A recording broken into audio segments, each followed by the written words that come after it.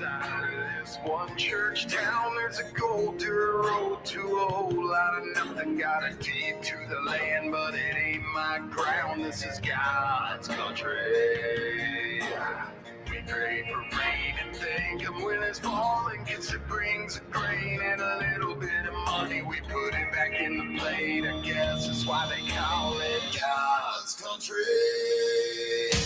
I saw the light in a sunrise, sitting back in a 40 on the muddy riverside, getting baptized in holy water and shot with the dogs running. Saved by the sound of a been found Dixie whistle in the wind that'll get you heaven bound. The devil went down to Georgia, but he didn't stick around. This is God's country. Turn the dirt and work and settle weeks till we take a break and break bread on Sunday, then do it all again, cause we're proud to be from God's country. I saw the light in a sunrise, sitting back in a 40 on a muddy riverside, getting baptized in holy water and shine with the dogs running. Saved by the sound of the been found Dixie whistle in the wind that'll get you heading down. The devil went down to Georgia, but he didn't stick around. This is God's country.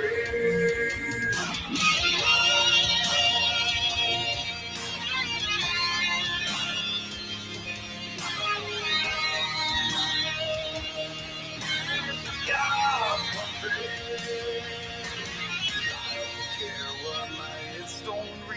What kind of pine wood box I end up in? When it's my time, lay me 6 feet deep in God's country. Yeah! I saw the light in a sunrise, sitting back in a 40 on the muddy riverside, getting baptized in holy water and shot with the dogs running. Saved by the sound of a been found Dixie whistle in the wind that'll get you heaven bound. The devil went down to Georgia, but he didn't stick around. This is God's country. Yeah, I saw the light in the sunrise, sitting back in a 40 on the muddy riverside, getting baptized in holy water and shouting with the dogs running. Saved by the sound of a been found Dixie whistle in the wind that'll get you heaven bound. The devil went down to Georgia, but he didn't stick around. This is God's country. God's country.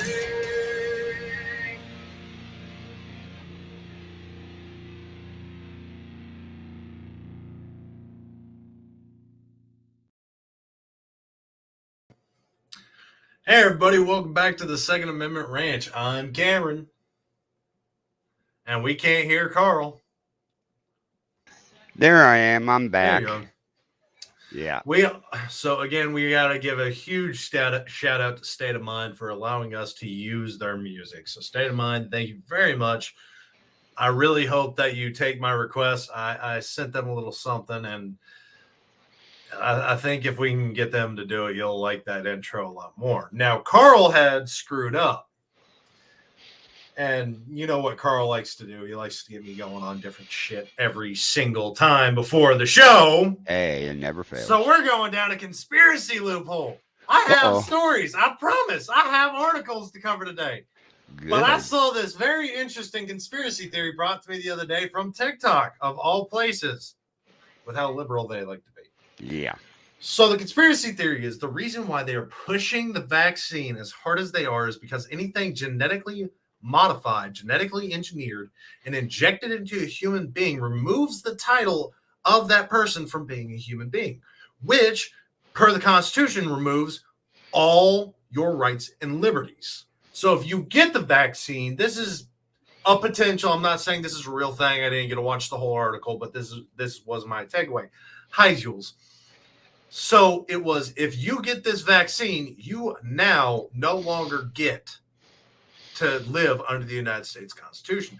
Mind you, I want to let everybody know what Australia is doing right now. Yes, Jules, Australia. Their people are having an uprising. Peaceful, currently peaceful. currently. But they are tired of the crap that their government has been putting out. The cell phone mandates to have an app that tracks you, have to send a photo in, constant home house arrest style situations where you can go to the grocery store and then home. You can go to work and then home. That's it. They are stuck at home. They have no social lives anymore. How you dumb a society down is push months and months of propaganda into them and then make it fearful. And then once you can convince them of the chaotic and absurd, you can take away their freedoms and liberties. And that's what we're currently going under. We're so subjugated to propaganda, and it's not even good propaganda of all things. Again, covered this the last episode we had, and I know we had a little bit of a sabbatical. I've been dealing with a lot. Carl was sick. We do apologize, but we are human. Oh my God, Gunny. Cool. Oh. Gas mask time. Oh, yeah. Ooh. Jewel says Melbourne is their equivalent of Portland. So they are having this upper, and where I was going is last episode, we covered the school shootings. And once again, the forced amount of garbage I have to wade through to provide quality content and not just depressing, another school shooting. There was another gun at school. It's hard to make fun of those. It's really hard to make those funny. Really. I can do it if you've got a dark sense of humor. But not everybody's a veteran and not everybody's got a little sick, twisted personality behind them. So I'm not going to talk about a bunch of school shootings for 2 hours. Nobody's going to watch that. But seeing, there was another gun in a school, gun in a backpack. This teenager was arrested for having a gun. Bro, you went months without feeding us any school shootings, any guns in schools, backpacks, and now it's just a constant wave of Alec Baldwin being an idiot and school crap. Because it's not even shootings anymore. This gun was found at school. This kid threatened to bring a gun to school. This kid had a gun in his car at school. Well, technically, in certain states, that's perfectly legal. Because the parking lot, depending on your school, is still public property. Now, that being said, the school itself, you cannot carry a firearm in unless they have certain regulations, and it comes down to your state. And again, this is all case-by-case basis. But the parking lot is one of those areas where, and again, this is certain states, technically, they have no rights or permissions to search your vehicle. That's your property. Like Texas, we have the Castle Doctrine.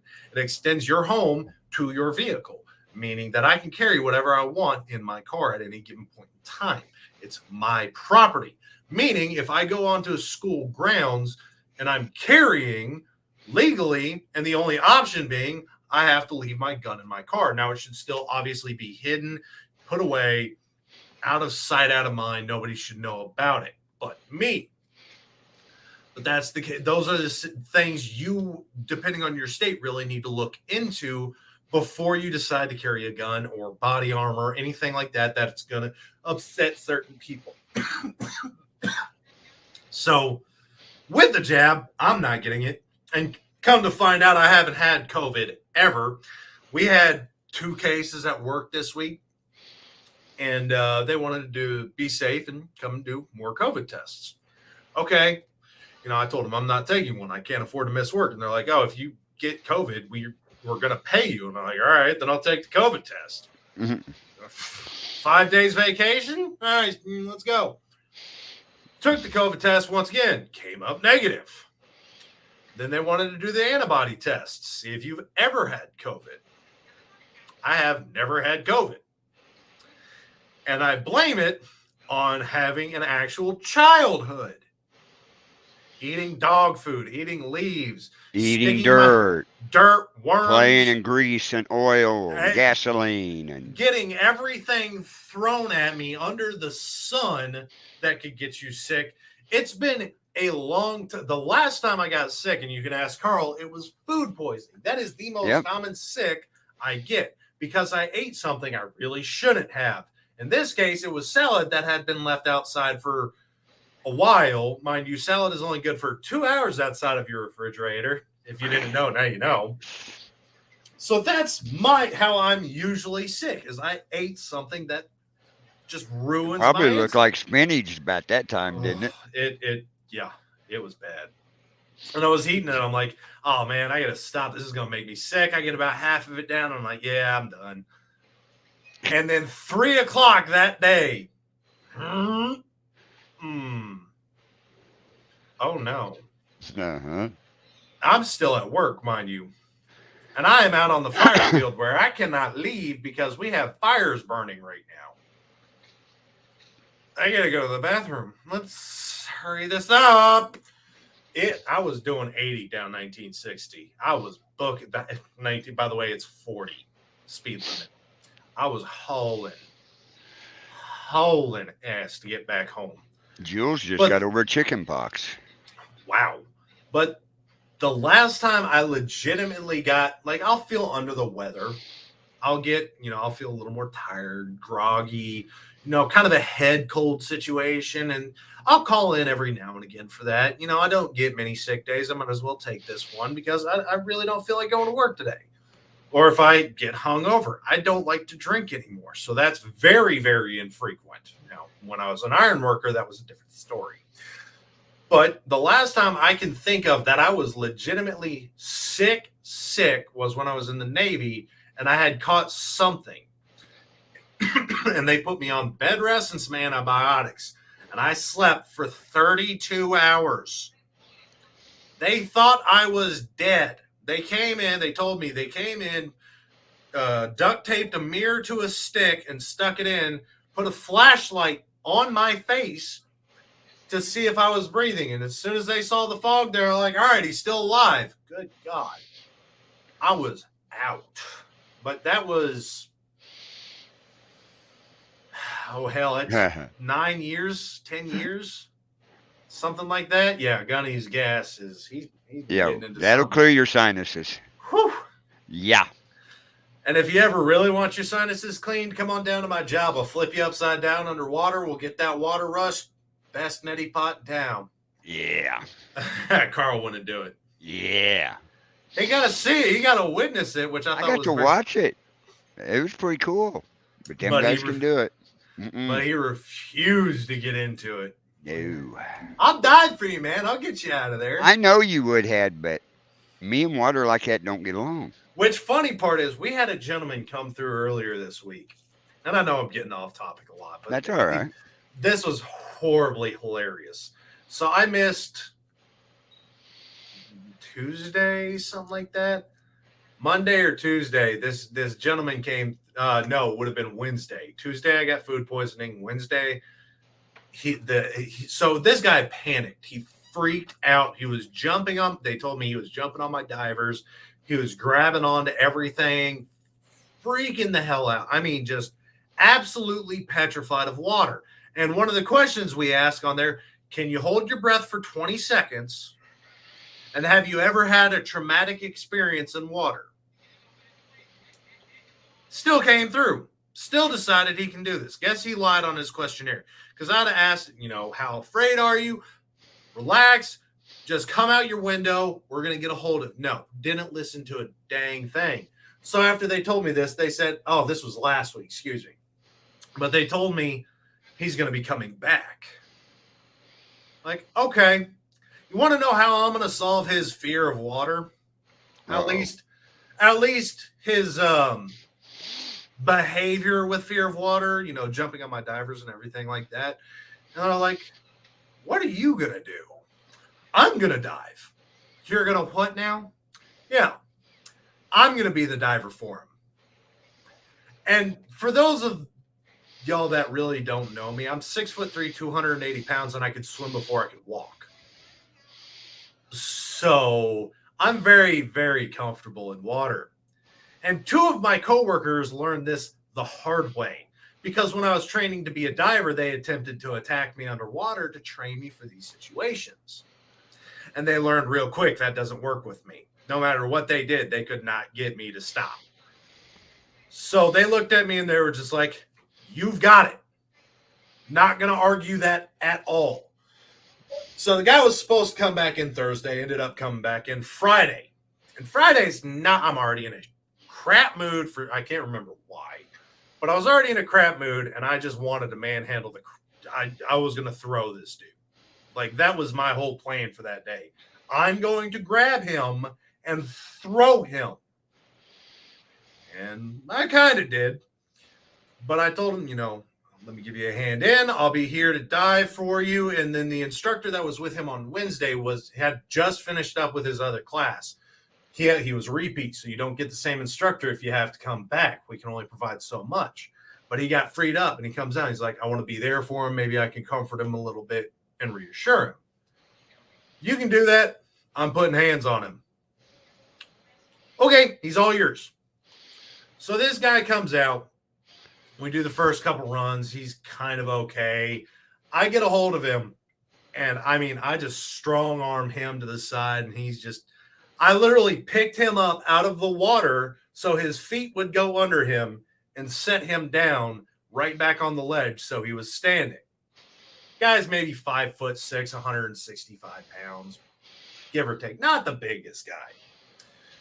And this was every time. I'd bring him over, pick him up, put him right back down. Then we go to capsize. We had to, in capsize, we're putting you upside down underwater. Mm-hmm. We had to do this 4 times. Every time he would latch onto something. And I typically grab you from a strap on your back, and I'll just guide you over. For this guy, I grabbed that strap and curled him into me and pivoted. And he's trying to grab onto anything and just reaching. And I'm like, no, you're coming this way. And the instructor's just over here watching like, no, you're going that way, dude. And we get done and he comes up. We got him through. We managed to make, because it's a lot of money. You can't risk losing this opportunity. And it's a lot of money for this training, and the company's going to make you reimburse it. So he had to do it. Otherwise, he was probably going to risk termination. So he comes up to me at the end of it. He's like, thank you.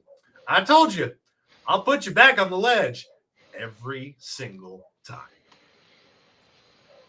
And I found out that's good physical therapy for me. I just need some jackass to come through that's petrified of water that I can throw around for 20 minutes. Well, that's what you could have done to me, because I would have been totally petrified underneath there. It was, man, I felt so relaxed after that. Throwing people around is therapy for me. I don't know. Well, we would have seen how good you was underwater, because it'd been dead weight for me down there. I'm fat and I float, and I've got a 3 mil neoprene. And I don't float, remember? Yeah, I could probably pick you up by your back and I'll float with you. I'm not gonna have to do a lot of kicking. Probably. It's funny. I'm very buoyant. But I went way off track there. Hey, that's all right. Hey, I do apologize, ladies and gentlemen. I know you came for gun talk and education and stuff like that. But when Carl makes me happy, he's a good buddy. He's family to me, and being able to talk to, we don't get to interact like this as often as I'd like. So it's relaxing for me to be able to kind of talk work and bullshit and vent a little bit.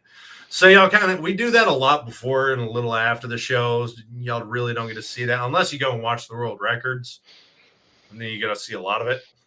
But we may have to start filming that afterwards and put it out as a reel. Yeah, we talk anything and everything under the sun. So. Oh yeah, but before we go any further, I was going to tell you before the show, but we got talking about something else. You know how we always get the likes, the hearts, the love, and all that up at the top. If everybody start hitting the hearts, the love signal, that changes Facebook's algorithms around and sends this show out to more people. We always thought it was the like button. Yeah, Chad just did it. Thank you, Chad. Thanks, Chad. So for our viewers that do love us, we love you. Yeah, Julie did it first. Jules did, but everybody just hit that heart. And if you hit that heart, it sends the Facebook pages in algorithms to where it goes out to more people. And if y'all want to do me a favor and y'all want to see me be destructive, I found a YouTuber I love. He's hilarious. He's got a buddy. I want y'all to tag Preston Plays PLAYZ in the chat because I sent him a letter a couple weeks back telling him he's in Dallas. He's only 4 hours north of me of all places, but he likes to do goofy competitions and stuff like that. But my favorite thing is he likes to break walls. So brick walls, wood walls, paper walls, silk walls, different things like that. I'm like, okay. And currently they have Robert Oberst, one of the world's strongest men. I'll do it for free. I just want to come and break a wall, dude. I'll drive up, I'll pay for the hotel, everything. You film me breaking a wall, I'll watch the curse words and everything. But if you want to see me be destructive on somebody else's YouTube show, tag Preston Plays. I want him to see this. Yeah. Hey, I'll go break the wall. Just let me borrow one of your guns. I'll break it real good. Yeah, I thought about that, but he's monetized through YouTube, and I don't think YouTube likes guns too much. Well, they could show me with the gun, and then take the camera in the middle, show the wall, and come back in the middle and hear the boom, pow, and look at the wall. It's gone. You know what guns they can show?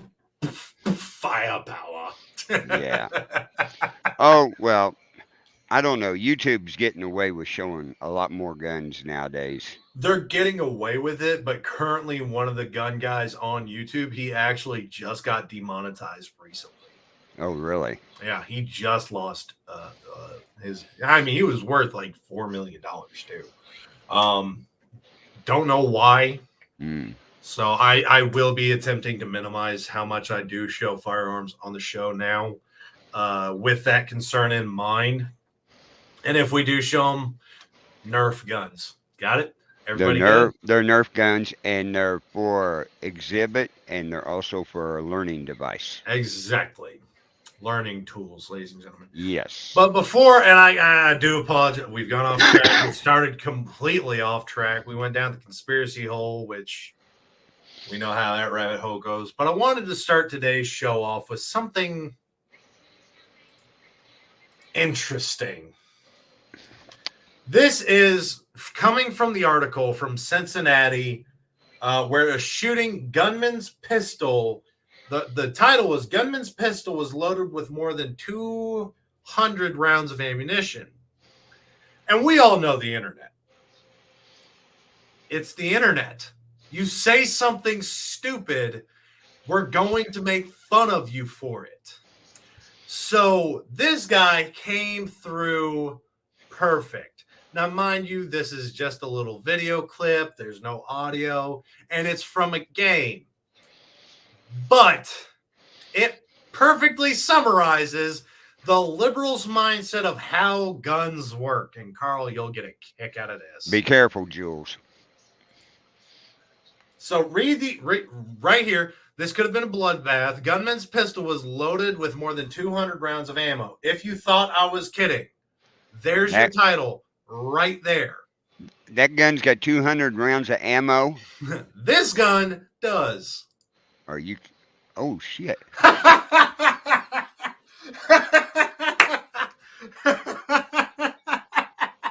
What the hell? This is from a computer programmer who has worked on video games, loves to do goofy reloads like this, has actually put Easter eggs in other video games continuously.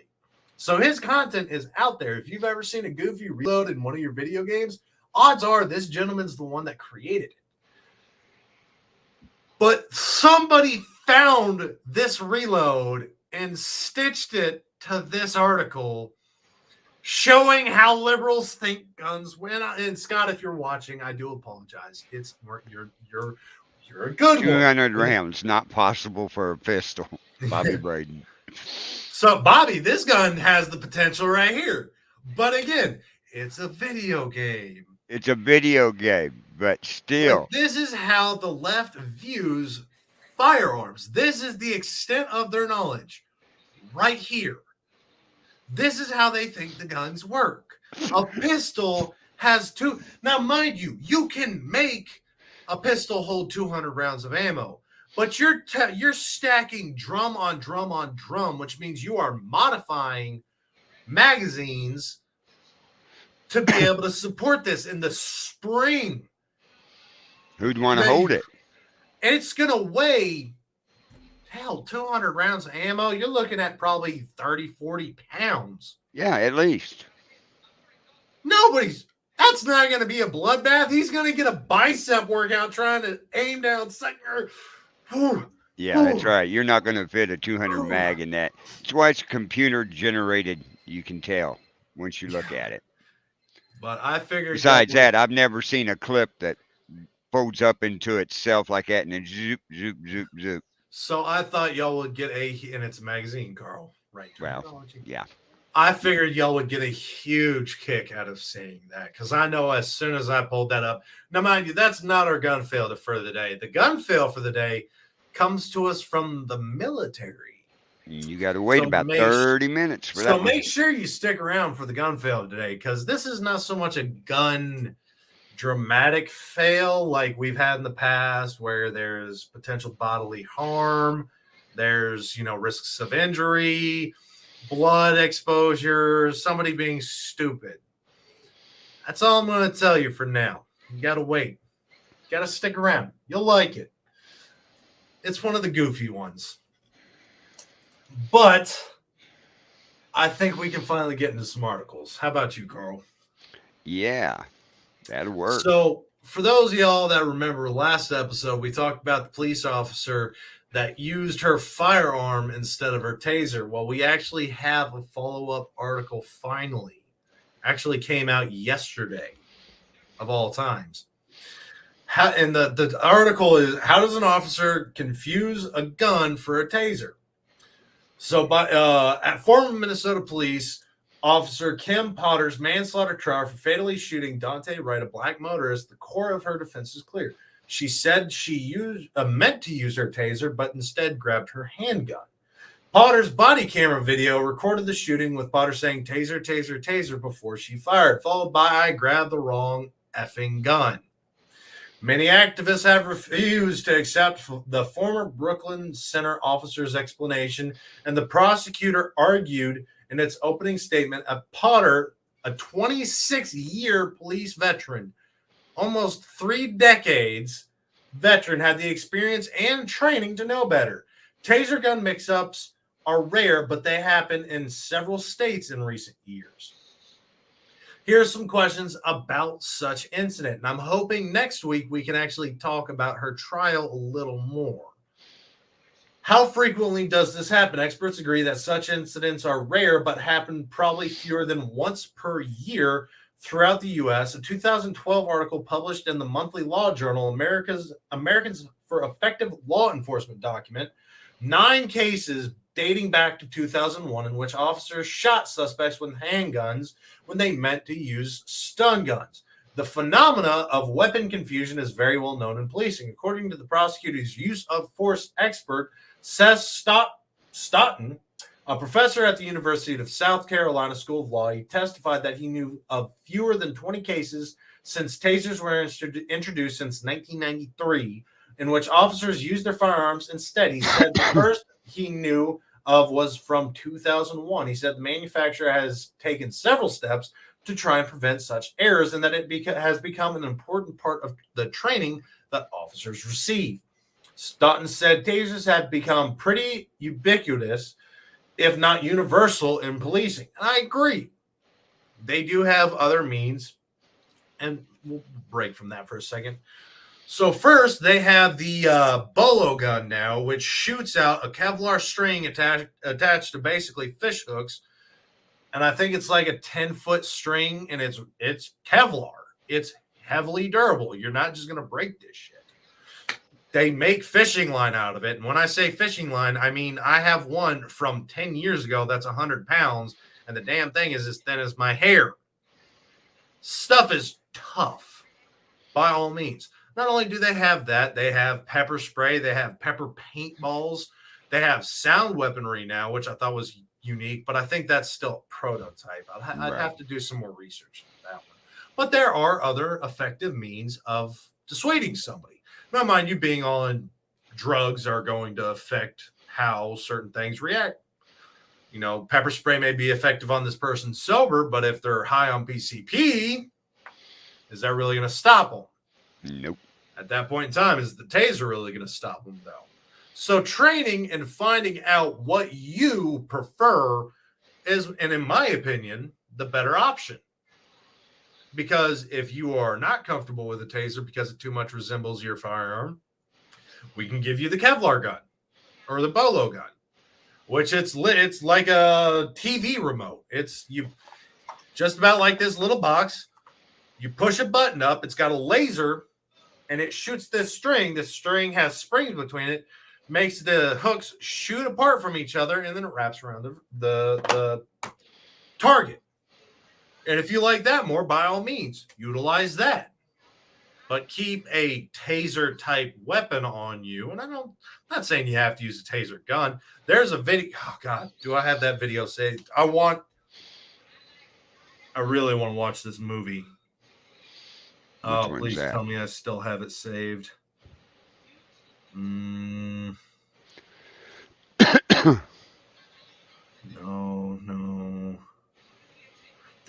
There it is. The killing of Kenneth Chamberlain. He was a military veteran that had accidentally hit his alarm system. He had some medical issues that he had a pager line directly to the hospital, and he had accidentally hit it. And I guess he was having an episode of some kind.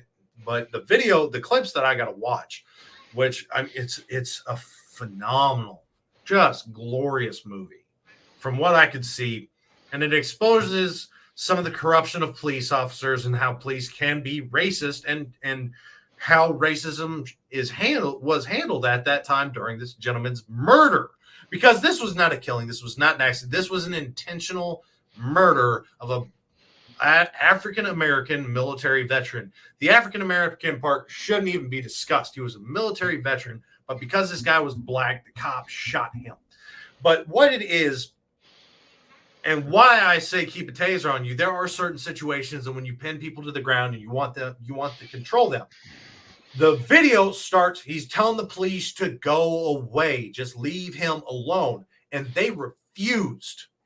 They were breaking down this door, beating on it, axes, everything. They were getting into that apartment by any means necessary, at which point in time, one of the police officers exposes himself and proves that he's a vet or a racist by saying, he said, I'm going to kill that.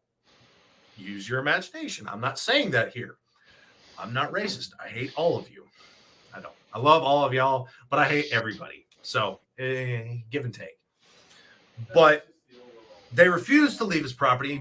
He was doing nothing illegal. He had no problems. He accidentally hit it, but they were getting into that apartment. And why I say you need to have your taser is because if somebody's not complying, and by no means, this gentleman had no right to comply. There was no need.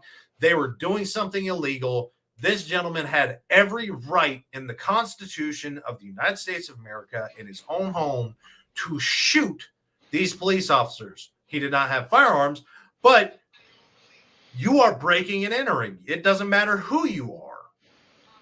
You are attempting to illegally kidnap me. I'm going to do what's within my power to stop this. This gentleman didn't do that. He had a knife, but that was the extent of it. But when it comes to wrestling with somebody and getting them on the ground, you want to have control. It shouldn't take 6 guys to take somebody down, depending on their size. Somebody my size, all right, I can see going a little overboard. But that's because most police officers are going to look at me and be like, oh, look at me. Tattooed up. I've got plenty of ink. I've got the scruffy beard coming back out. They're going to assume, like everybody else assumes, I'm a biker. I'm an asshole. I'm violent. Everything. And I've had this happen multiple times where people assume the worst of me just by my appearance. And then they come and talk to me and they realize, oh, I was wrong. Mm-hmm. That's why I'm talking to you. Don't stereotype people. Well, don't stereotype people off personal appearance. You can stereotype people off their actions. That's a different story. But they had 5 or 6 cops wrestling this vet, and he was up there in age.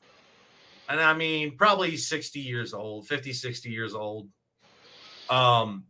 Wrestling him down, and the video shows this cop pulling his firearm out, putting it right into his kidneys, and pulling the trigger. Completely unacceptable. This movie, by the way, is based on a real story. This is not fiction. This is a real, true movie of what happened to an American veteran. That's why I would highly encourage those of you that watch, that are veterans, that support veterans, that support the military, and support good cops. I support good police, and I specify I don't back the blue. I back the good blue, because there is corruption. There's corruption across the board in everything. Mm-hmm. So I want to specify, because if you're a corrupt cop, I'd rather punch you in the face. But what I'm leading to here is, with that taser, same instance. You're having problems. Instead of running into the issue of, oh, I pulled my gun. That's not an excuse. It's still involuntary manslaughter. You have 30 years of training. If you have 5, maybe if you had 6 months of training, I could, okay, you're not as experienced, you're not as familiar. Maybe we can let you get away with this a little bit. You're still going to get punished. You're not going to be a police officer anymore. You're going to go do some jail time, but not 5-10 years, maybe 2 years and a huge fine, and then probation for another 5 years. Never own a gun again, because obviously you can't differentiate between the two. But when it comes to a situation where you're having problems controlling somebody, that's one thing you should still have your taser for. A bolo gun is good for stopping somebody from running. And you should still have some means of somebody coming after you. Now, if they have a weapon, obviously you're going to be drawing your firearm in the first place. They have a weapon. I want something with a little more oomph behind it. But if they're just running away, the bolo gun's the perfect tool. It's great. But once you start getting into a hand-to-hand situation, batons are okay, but they're still medium range. You got to get them out here to get the real benefit. You're going to be more than an arm's length away. Taser gun, or even just a taser, as soon as you start that fight, draw your taser, you stick it in their side, you pull that trigger, and they're getting the shit shocked out of them. Right. It's the benefit of it. Electricity does. But the problem with that is there are still people out there that can withstand tasers. It's going to make them tense up. They're going to basically get hit with just an onslaught of endorphins. Right. But there are people, and I've seen multiple cases where gentlemen, even average height, 5'8", 5'10", have been able to sober overcome taser. Mm-hmm. Now, one of the gentlemen I saw had to get hit 4 times. Whew, that was he was probably 6'10", 350. He was a big boy, and it still put him down. But that's why you should have, even for the military, there's an escalation of force. There's obviously audio, visual. We're going to tell you, we're going to show you warning shots. Exposure of the firearm in a hostile stance. Pulling the baton out, saying, I'm going to beat the crap out of you. There is always an escalation of force. And per the rules of deadly force, you had to use every single thing you have in your capability before you get to use deadly force. And when it comes to that investigation, if you drew your gun and pulled that trigger and ended somebody's life, you better have used every single item under your power. Better watch out with the taser, too. I saw a cop fighting a guy on the ground, hit him with the taser. One of the leads, oh! Now read the bottom one. No! To the cops' manhood. Mm-hmm. So it ricocheted? That's what it sounds like. Yeah. Oh, I bet he didn't push that button very often.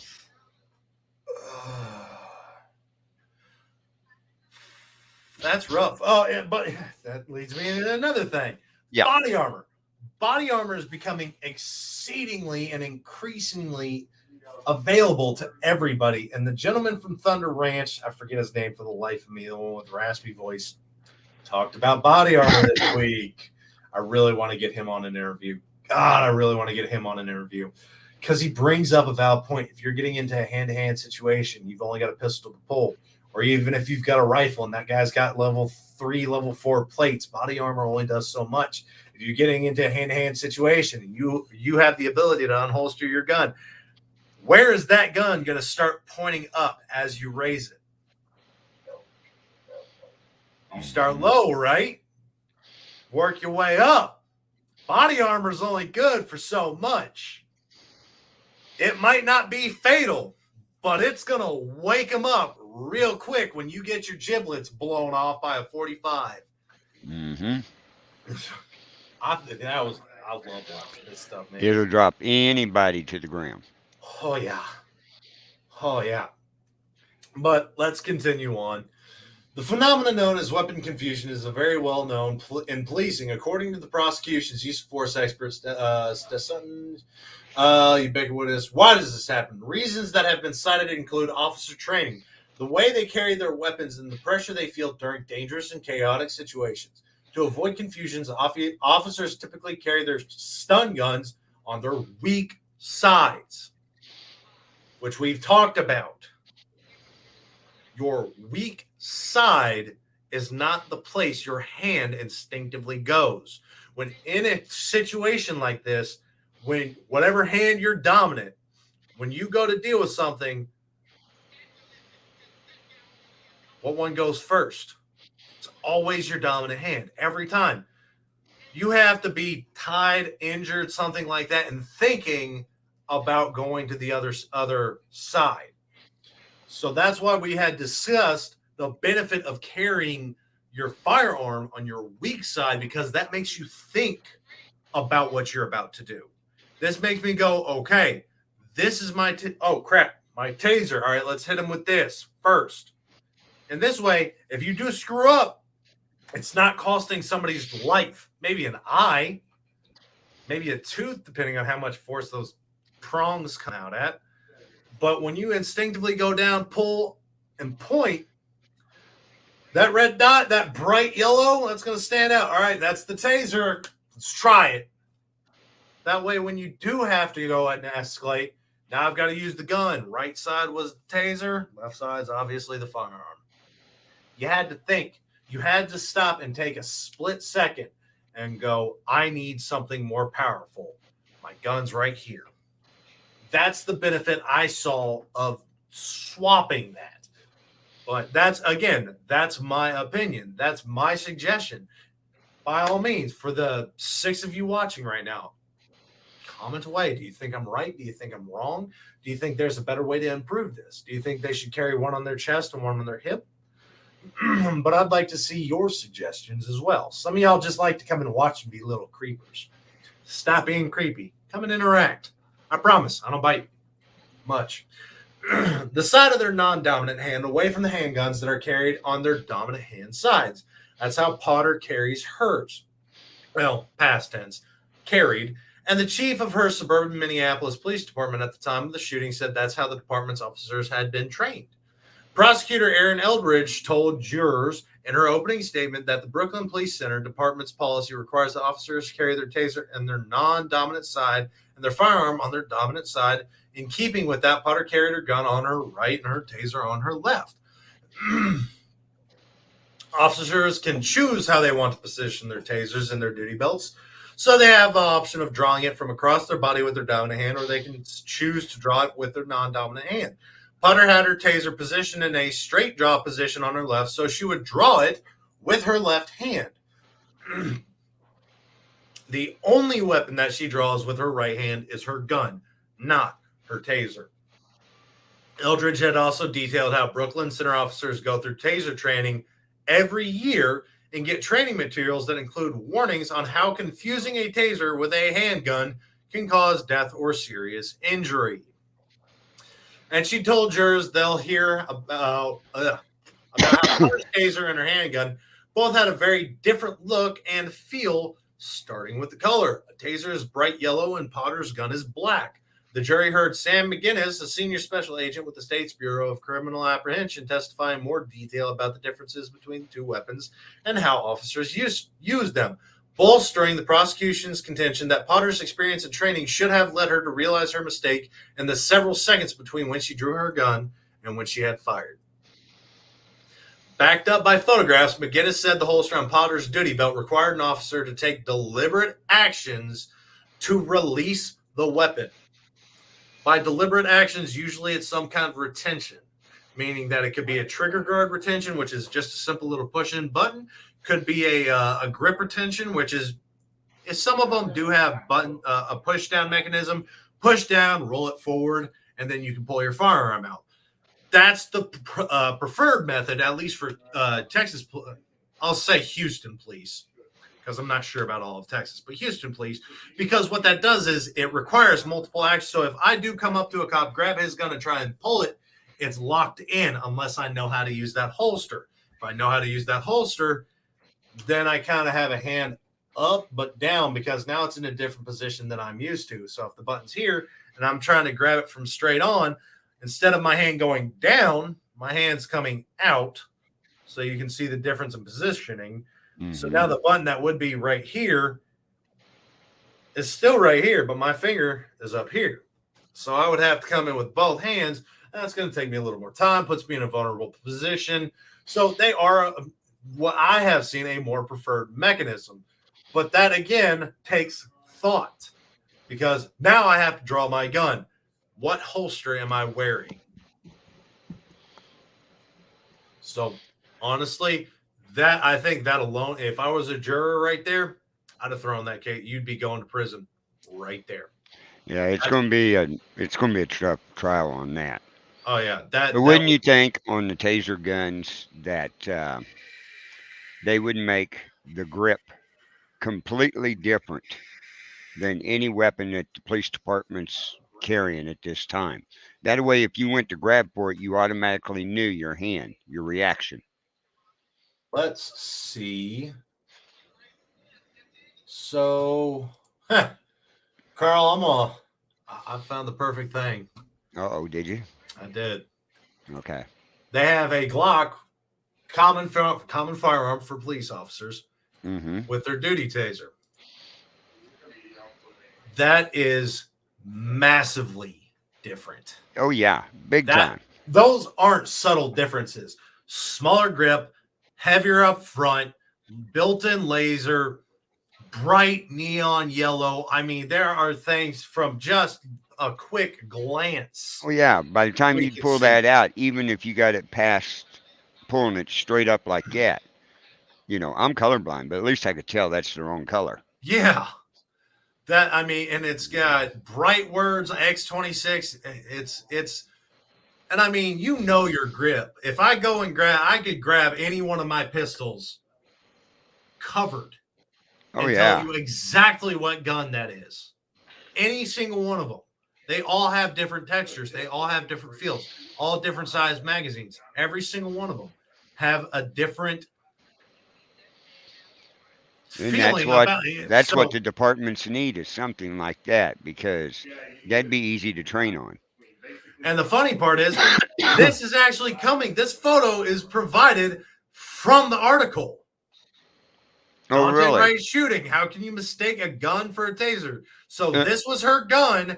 This was her taser. These two. This is not just this is a common gun. This is their loadout right here. This is what they have. So you're not going to tell me a Glock weight is evenly distributed pretty well along the top of that firearm. That taser's weight is all the way in the front. I mean, that's a lot of excess bulk right there. And I can promise that taser is going to weigh substantially different than that firearm. You could be blindfolded and tell the difference by reaching out and grabbing one. Yeah, that one looks like it's got a rubberized grip. It's got a different safety mechanism, no mag release, no slide. It's a trigger. There's a trigger in a square hole too. yeah, there's how I can't fathom how they got this confused. In all honesty, if you can understand it, let me know how.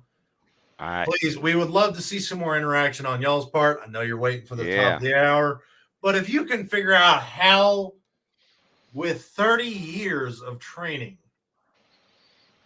and remind you, a yearly requirement with tasers, and I want to say they're going to have a similar stance with firearms. So you're going to have a semi-annual to an annual shoot to maintain proficiencies, or at least show that you're maintaining your proficiencies.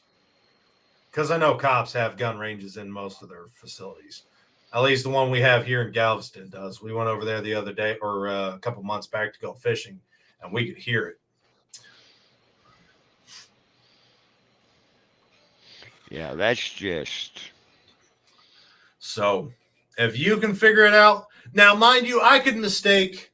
Okay, go to that right underneath your picture. You got on the picture, big picture we're looking at, right? So. Oh, that one right there. This that middle one right one? there. Yeah, go to that one. Fatal shooting forces questions. See, that's exactly what she had. Just what you were showing, because there's the guns. Yep. Same thing. Yeah.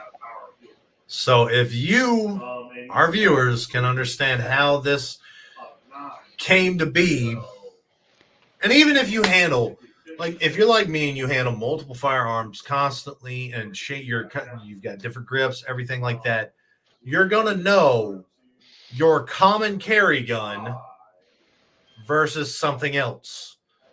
Because your common carry gun, it's the gun you're going to feel the most. It's the gun.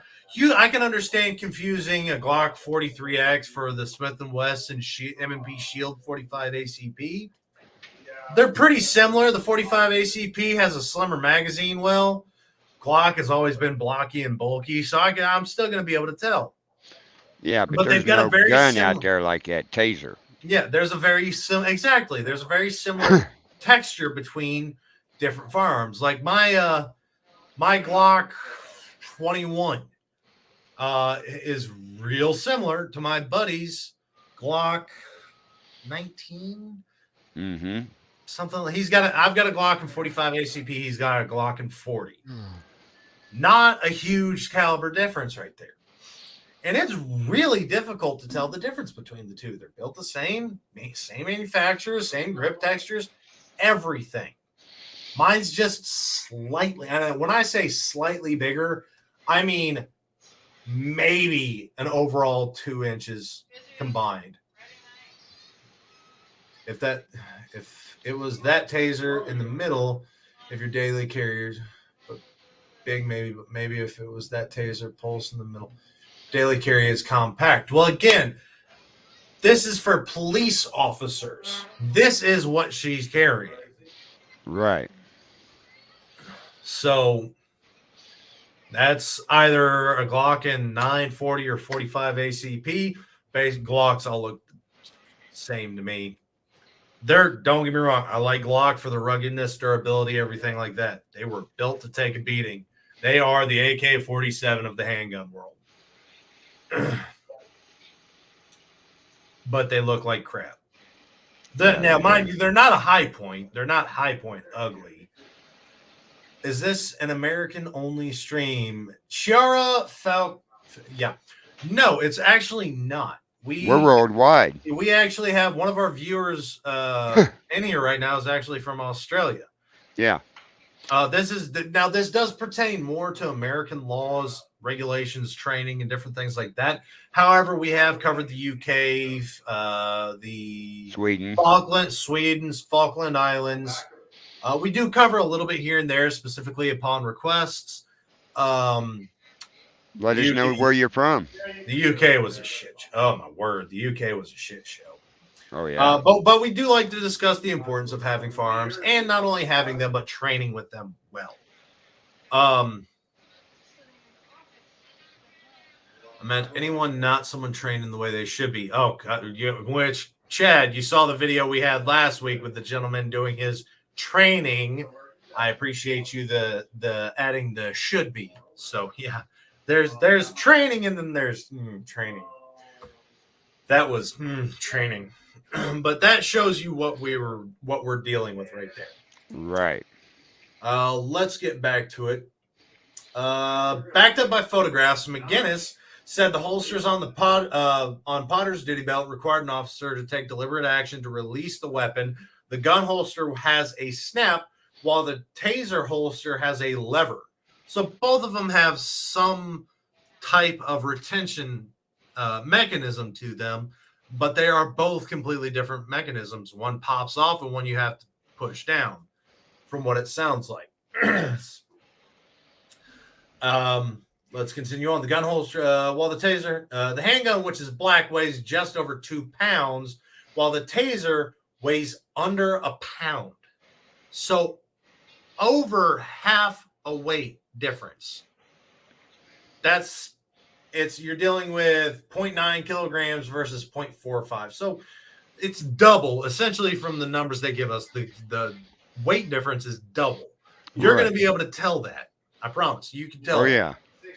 Taser and gun also have different triggers, grips, and safety mechanisms, which we all just showed you visually, that must be engaged before firing. McGinnis is testifying. The taser also has a laser and LED light that display before it's fired, which he demonstrated for the jury, while the handgun does not. McGinnis also testified that Potter didn't perform a function test on her taser before her shift on the day that she shot Wright or on the previous day. He said she did run the check 6 times in the last 10 shifts. So out of 10 days, she only did 3/4 of what she's required to do. So she's gotten complacent. And when complacency kicks in, and any military member here will back me up, when complacency kicks in, people die. Carl, would you argue that point? No, I wouldn't.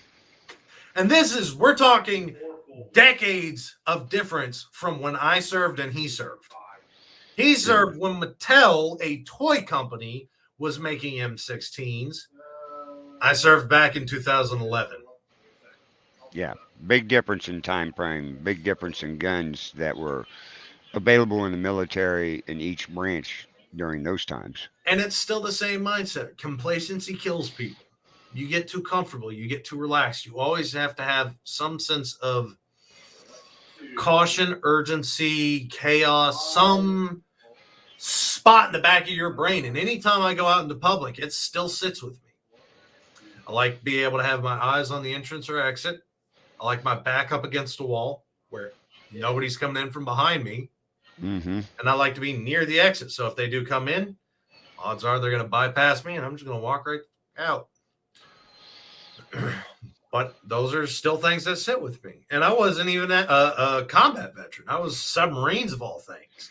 How they got that into me is beyond me, but they managed it.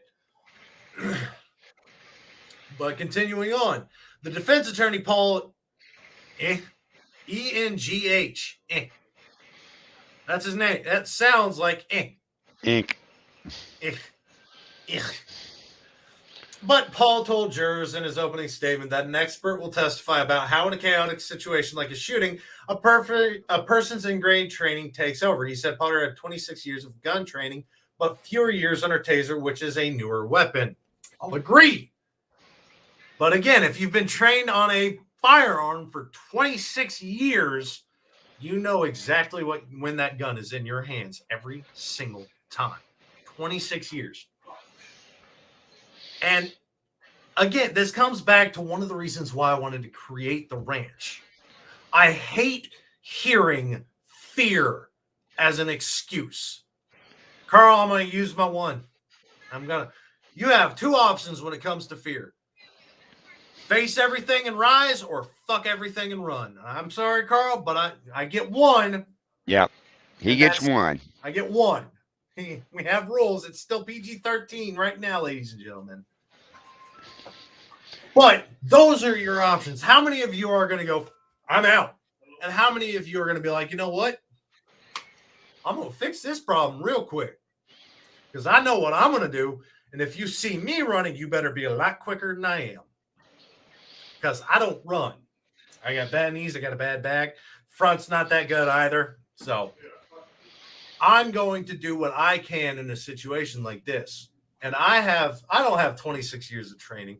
I maybe have a combined total of 6 years with firearms at this point. Now, well, no. Yeah, I'd say combined roughly 6 years, 4 years with the Navy and a couple years here and there with my brother. And then after the military, Navy wasn't it's not as frequent. That's why I'm kind of condensing the groups together. Where total, I've been shooting guns since I was probably 8-10 years old. Started off with a 20 gauge at a church camp. So I've been shooting guns a long time. And again, I tell everybody here, by no means am I a firearm expert. We are not here to train you about different guns and what they do. We're here to train you about the benefits of owning guns and what kind of training you should look for.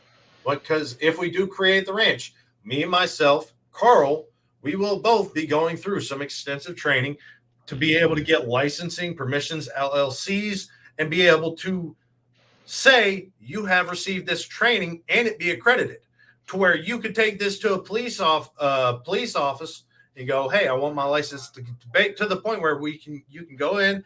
I went to this course. Okay, here's your license to carry. Essentially the same thing, a lot more in depth.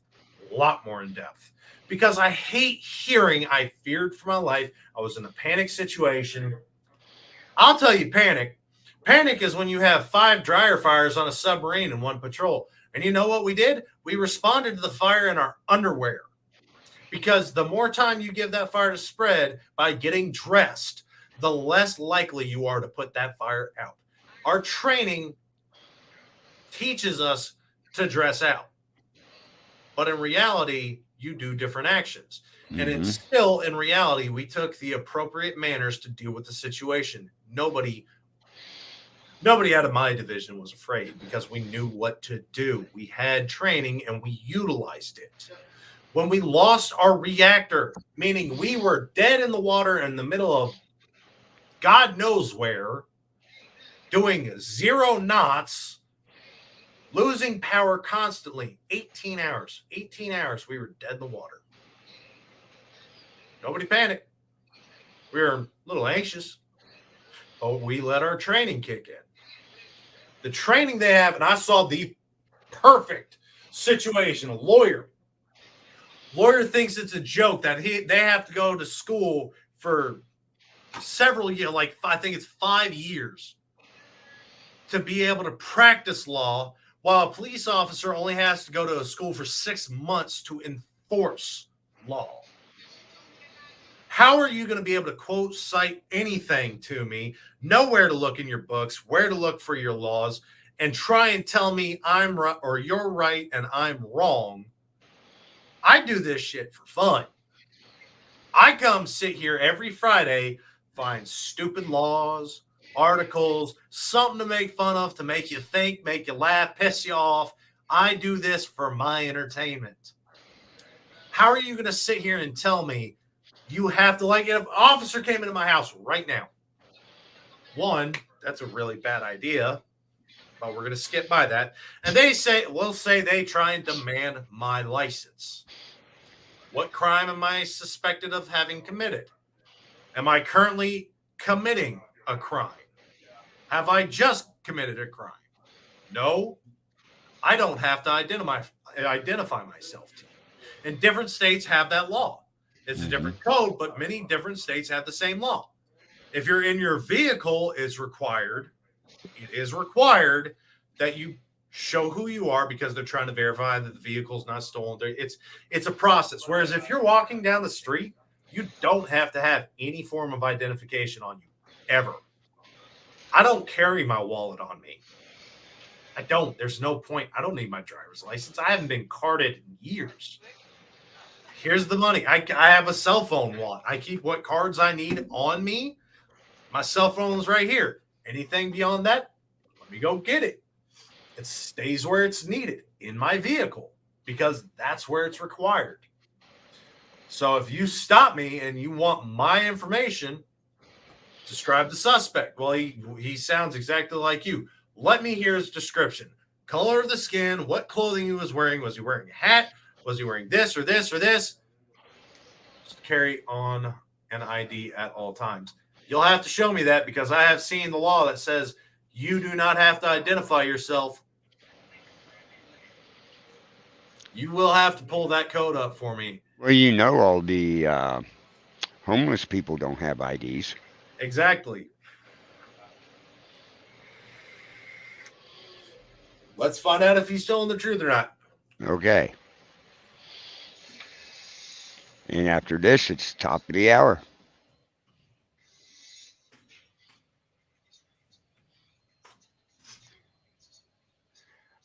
And I'm Texas waiting law for. requires that you show your ID to a police officer under certain circumstances. These circumstances include after you've been arrested, when you are driving, and when you are carrying a handgun. That's not even going into any laws. That's just Google being Google. That's the first thing that pops up. Yeah, they're going to want an idea if you were to be identified if you were killed or in a wreck. Yeah. Yeah, But it's not a law that's required. Hey, Crystal, how you doing? Hi, Crystal. But no, I have never seen a law that requires you to have an ID on you. That's going back to Nazi Germany. And I'll break that law every day. I'm not carrying my ID on me. Why? Because I don't need to. Have I been arrested? Am I carrying my gun? No. Go to hell. Mm-mm. But these are things that, like, and Chad, don't get me, I'm not mad. I'm not trying to, you're wrong. No, this is perfect for discussions. You're a great guy to bounce things off of. Bringing these things to me, we can squash some of the rumors that we may or may not have. But I have yet to find anything that says, by law, you're required to have an identification on you at all times. You want to identify me, go get my dental records. Go get my medical records. There's many different fingerprints. There's a lot of different ways to identify me. But my driver's license is going to sit where it needs to be. Now, if I am carrying, I'm going to have my ID on me. It's required. That's required by law. Oh, nice. But yes, Carl is right. Which means it's time for our... But before you get into that, I want to show you something. All right. Next week, we may be having a guest on the Second Amendment Ranch. Finally. A supporter of the Second Amendment. He's running for Missouri Congress here in the state of Missouri. And he was born and raised, went to school in Baytown, Texas. Yes! But now lives in Missouri. I might be following suit. He was a newscaster for 20 years. He's a true Republican. I can't wait to meet him. Mark Alford. Love to have him on here. Mark, if you're watching us today, I look forward to having you on here, man. I know I called and left a message and he sent me one back, and I got to get back a hold of him again. So I look forward to being able to interview you, and I look forward to any questions you have for me. And honestly, I can expect that show to run long. We can run it long because we'll be over on his Congress running for where 28,000 people follow. Which means I'll have to watch my language. Yes, you're going to have to be a big boy. But no, he's running for 4th district congressman, which is just south of Kansas City. It's our next district down. See, and Chad, hold on, Chad. That's exactly why it's important for you to know your laws just as much, if not more, than police officers. You need to be your own lawyer in a lot of situations because cops will bully you into getting an identification. And technically, once you ask, am I being detained? If they refuse to answer or do not answer, or they bypass the question, you are by law free to go. After that point in time, if you ask for a supervisor, it cannot be delayed. That's another one of those situations. As soon as you ask for a higher up, it has to be escalated. So there are certain things they will attempt to bully you. It's one reason I want to get cameras in my car for not only if I get hit, but if I get pulled over. Now, mind you, if you're typically respectful, polite, yes, sir, yes, ma'am, no, sir, whatever. You know, here's my driver's license. Why am I being pulled over? Speeding. Okay, give me my ticket. Leave me the hell alone. Most of the time, you get left alone. But if you watch any First or Second Amendment auditors, the guys that go or freedom of the press, which is the First Amendment. Yeah.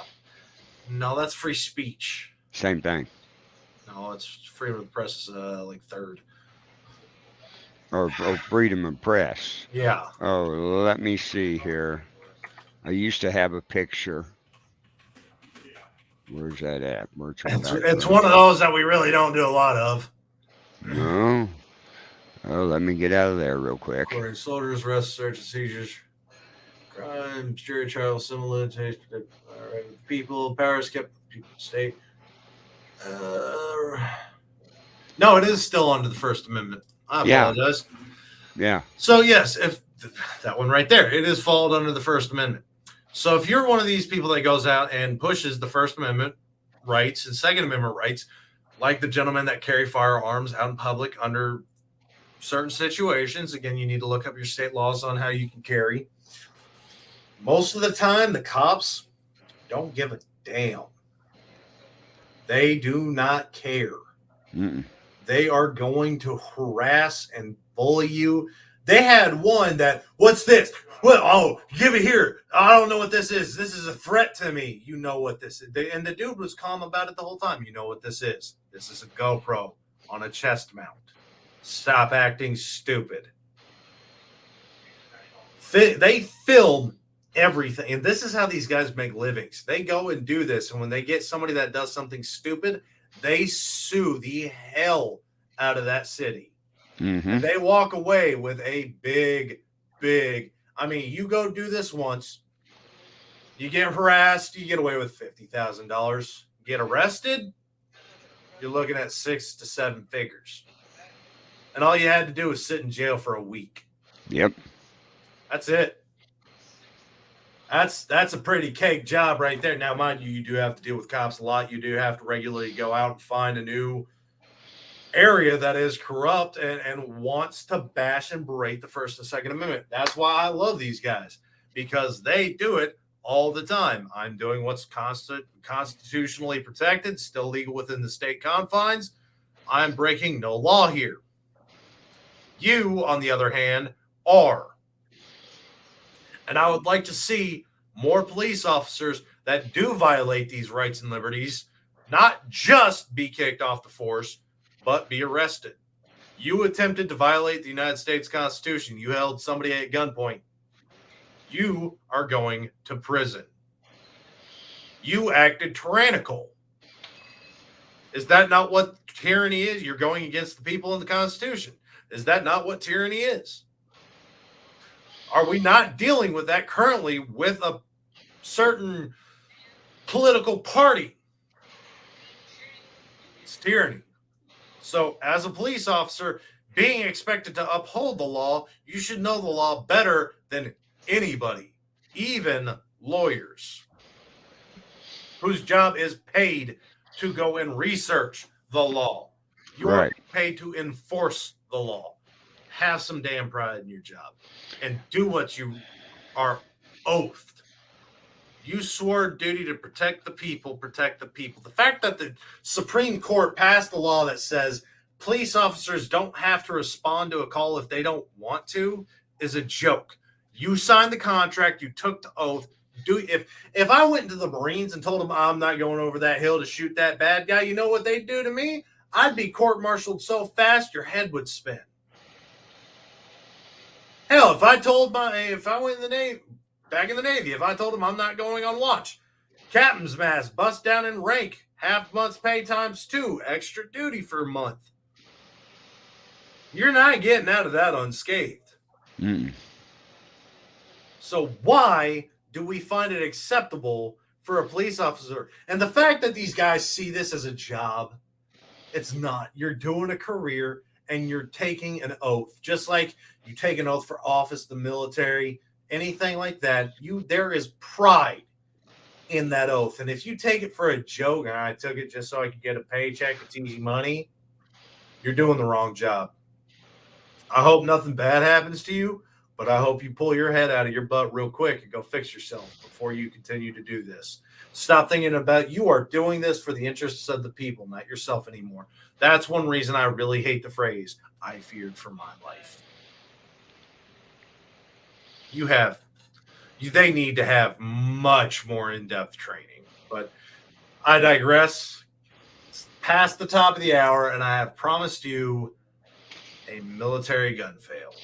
Here we go. It's quick.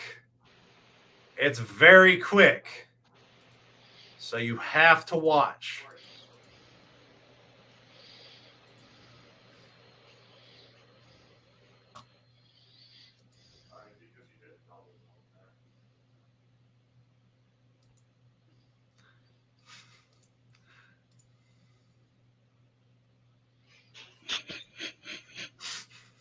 Let's just do that. Let's just do that one more time.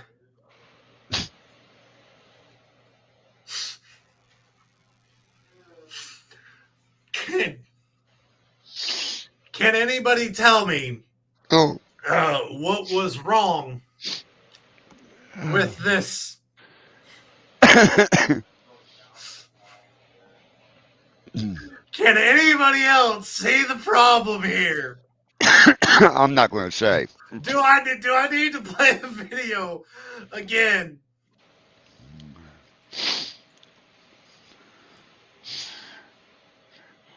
Did the guy in the pistol end up shooting the barrel off of that? Is that what you were showing? No, he just a little more recoil than he anticipated. Yeah. Oh, crap. Yep, that's all that one was. This is what I want y'all to see. Just yeah. Mm-hmm. So can anybody tell me what happened in this video? Come on, people in chat room. You got to answer that one. I gave y'all the easiest. That's why I find this so funny. It's so easy to tell what happened here. Mm-hmm. Precisely, maybe not. But you can tell where the problem lies. So, somebody tell me where they went wrong. Oh. Come on, we got 6 people watching. Surely somebody. I know we don't have y'all stumped on that one. Yeah. This was not a difficult one to point out. What? Yep. Christine said it. Yep. No, I heard her. Yeah. Okay, Chad. Yep, Chad, you hit it. Some assembly required. And somebody skipped that step. Somebody read gun. Some assembly required. I'm not going to read that. Pull trigger, kill people. I can do that. Oh, I'm in trouble. Yeah. Just tighten barrel up. Retention nut. There's so many different mechanical components that could have failed, especially for a firearm this large. There are many different things that are going to help. Most of the time, I can't tell you personally about this firearm. I've never dealt this minigun, Gatling gun, turret, whatever the hell you want to call it. That was a 50. I've never played with these. Oh. But it's a big firearm. A lot of components that go to that thing. Very, very. It's one thing if you put a lawnmower together and have a couple extra components. I put a table saw together. I had a couple extra bolts. Thing still ran fine for the 10 years that I had it. There are cars, mechanics know this perfectly. Sometimes you just have extra crap at the end of your rebuild. And you'll figure it out later. This is not the one you want to find out later. They're pulling that trigger for a reason. Now, mind you, the reason could be perfectly fine. It could just be a drill. Let's fire off some rounds. There's a target over here. Engage the enemy. Roger that. Engaging the enemy. But when you decide to use a gun, you don't want it to malfunction. There are certain, like, I follow, so on TikTok I follow a lot of blacksmiths that actually got me to the gunsmithing side. And I found one. He hates Kimbers. Hates Kimbers. I love Kimbers. I've never had a problem with a Kimber. But he has. He has a problem with a lot of them. Double feeding, stovepipes, different stuff like that. Those are easy to correct malfunctions. And a lot of the time, that's going to come down on the faulty ammo. Overpacked powder, underpacked powder, misformed round wasn't fully encased, pushed too far. When you load your magazines or drums, whatever you're loading, you should always take a look at your ammo. Always. Because if you can see the defect, odds are your gun's going to feel it. Mm-hmm. But this wasn't that case. No. This is, I put the gun together wrong. That's not what you want to do. See, on that gun there, right, that's a 50 cal, belt fed, and the barrel has an attachment that you screw on. You got a tool that locks it down. So when you go to clean it, you can unlock it and switch barrels. So they just didn't tighten it back down. Oh, no. They just stuck it on there and probably just put it on there. I doubt if he even tried to thread it. It looks, with how easy that just fell right out. He got lucky. With the first round, it just, boop, right down. It looks like they just put the barrel in it. It didn't look like nothing. It wasn't hand. Yeah, they didn't thread it or nothing, but yeah, he got lucky. The whole thing didn't blow up in his face. Yeah, because if he would have kept feeding that with that barrel coming off, there's a lot of things that can go really wrong really fast. That gun there, when it's working properly, you would have loved to shot it. I shot it when I was in the service. And you talking about something wicked, sitting there going boom, boom, boom, boom, boom. And I love being on. Don't get me wrong. I get a lot of these thoughts on there, but I get a lot of like veterans and stuff like that on TikTok a lot too. And I found, and I wish I would have gone Marines or Army every now and again, but I found a gentleman that covered the heavy gunner. My favorite role of all branches of military, the guy that hates life the most until he's in a combat engagement, because all that extra weight he's carrying. Normal ruck weight for a military member is anywhere from 85 to 105 pounds. Your heavy machine gunner is carrying upwards of 150 pounds. So that guy, whenever you're marching, rucking, whatever you want to call it, running, in formation, hates life. And he has a very special relationship with Doc. That's one person you never screw with in the military, ever. The guy that provides your air, the guys that provide your food, and Doc are the three main people you do not want to screw with in the military. I think we can all agree on that. Well, I'll add one to it. What's that? Your radio communication sergeant. Without him, you're dead. Yeah, I can agree with that. Yeah. But he's going to do his role for his benefit too. Yeah. I can still see pushing some buttons on the radio control. Well, I can because we did in the Navy. Even though we risked not getting our emails, we still did it because it wasn't like a critical role. But in a combat situation, yeah, I mean, nobody's screwing with anybody, and he's still going to do his job. right. So I still go back to my three being the main three that you Right. really don't want to throw off. And Doc and your gunner have a very special relationship because the gunner is the guy that protects Doc when Doc has to go fix somebody. And if your gunner is the one that gets shot, you now no longer have somebody putting down covering fire. So Doc is going to do everything in his power to make sure that that guy right there does not die. While that gunner is going to do the same thing, because that's the guy that's going to fix the hole that you just got blown into your shoulder. They have a very don't mess with those two. Although the funniest video I have ever seen on TikTok was I want to say a Marine sniper, and he was engaging live targets, and they had a foreign ally assisting them, and they had the M240 3 or 9. It was one of our saw guns, one of our machine guns. And this dude was taking pop shots. I mean, semi-automatic pop. When I say pop shots, I mean like what you would do with a 22. Plink, plink, plink. You've got a saw. It's called a saw for a reason. It's going to cut through anything. This dude that is a trained sniper gets so sick and tired of this guy taking pop shots. Sniper says, "Give me," takes it, and just rains hell with a saw. A dude trained to use a sniper and make kill shots every time. You just gave him one of the most dangerous weapons of the military for ground troops. He's trained in the most accurate, and you have just given him candy. Needless to say, the assaulting force, well, they had second thoughts very quickly.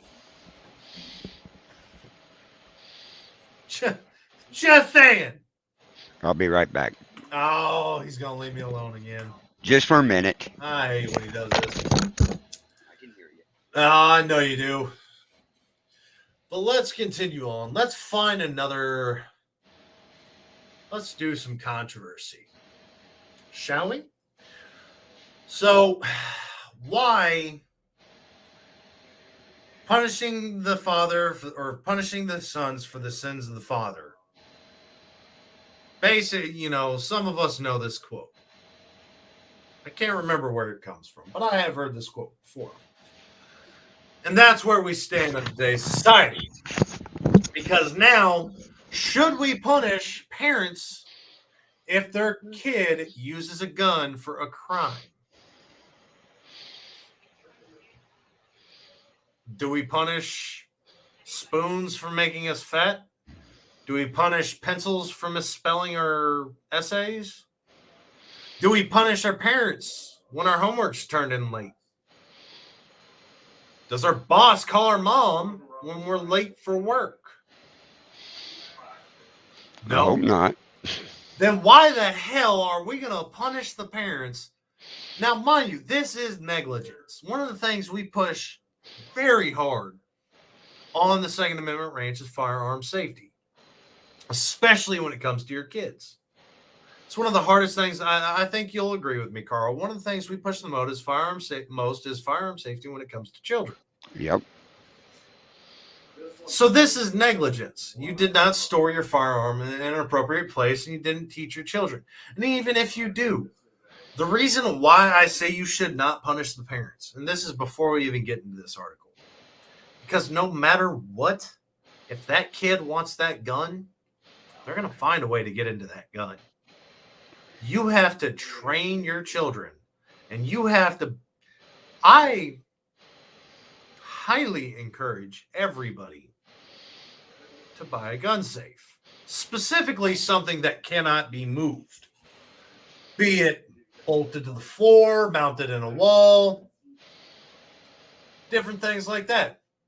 Minimize the risks of theft and somebody taking the box to their bedroom and picking that lock. Right. Because that's all it takes. In all actuality, that's all it takes. That's why I really don't like. I will encourage parents that want to keep a gun by their nightstand and do have children that still come into the room at night to buy a gun safe on your nightstand. But that would not be where I regularly keep my firearm. And here's why. Because if I regularly store it there, and I don't know about y'all, but I was a shithead as a kid. I learned how to pick locks. I was an arsonist. I did a lot of shit. Yeah, I was not going to incriminate myself just in case my dad decides to watch this later. Hi, Dad. But I did a lot of stuff. And I know if that's where the gun goes all the time, all it's going to take is a tape measure, a ruler. I measure how far everything is. I take that gun safe to my room, mess with it for a couple hours here and there. Give me a week, I'll get into it without anybody being able to tell. You'll never notice that I was in it.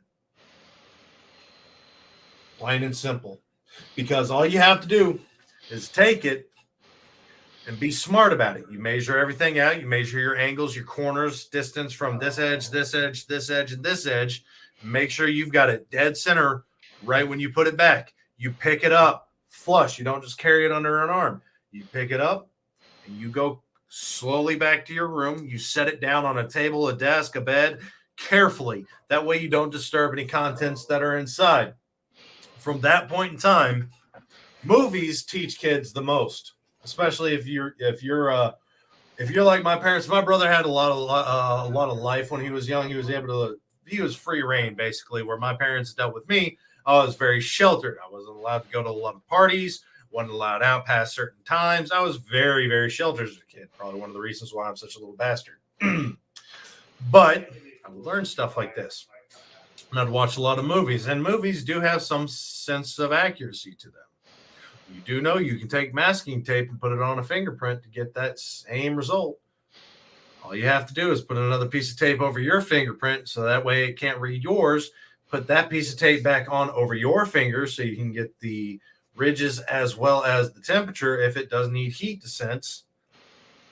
And that's how I can open a biometric lock. If it's a lock combo, stethoscope, 45 minutes. If it's a key lock, bobby pin in about 10 minutes. Those safes are beneficial when you can keep eyes on them. Mm-hmm. Those safes are very handy when you're worried about your kids coming in night and you need to make sure that they can't take it while you're asleep. But that's all they're good for. Other than that, I would get something that I can bolt down, chain down, put in one spot, and that kid's not going to move it. Preferably a combo. Something that they would not expect. So it's not something you would use typically. Like if you give your kid your debit card and they have the PIN for your debit card, you're not going to want to use the same PIN for your debit card as your lock safe in this situation. Because all it takes is, well, I know this PIN, let's try this one. Okay, then. That's it. I'm in. Ta-da. Birth dates, same thing. You don't want to use any of the kids' birth dates. You don't want to use any of the dogs' birth dates if you celebrate that regularly, like my mom. You don't want to use your birthday. You want to use a combo that is only recognized by you. So obviously not zeros, not just ones, not 1, 2, 3, 4, 5. Try, 12, 57, 21, if that's something you can remember. Try 1776, but if your kid knows that you're a true, that might be one of the ones they try. So you have to be very cautious with how you lock up your guns when you have children. The second thing is the training. Everything comes back to training. And if you teach them the respect that a firearm is supposed to have at the right age, you'll minimize. I'm not going to say you're going to remove, but you can minimize the risks long term. But let's get into this article. A new bill being introduced is looking to place some onus on parents if their minor child use one of their guns to commit a crime.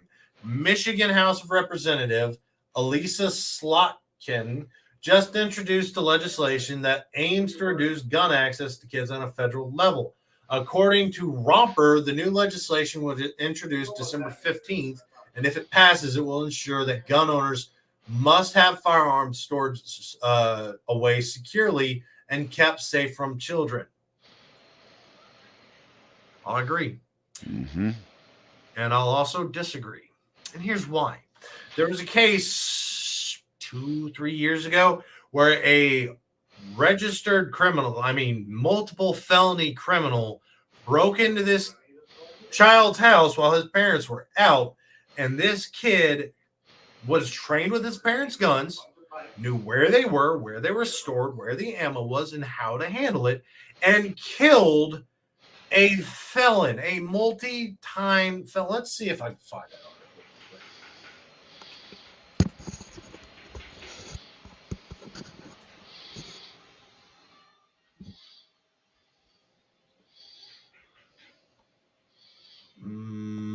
Nope, that's another one. 12-year-old shoots a home intruder, forces his way into the apartment with an accomplice in North Carolina. Mm-hmm. So there's 2 stories. Defending his mother. So there's a 3 story. There's another story. 11-year-old boy shoots home intruder. Alabama. Yeah, but the thing is, I would want to. July 1st, 2021. So this year.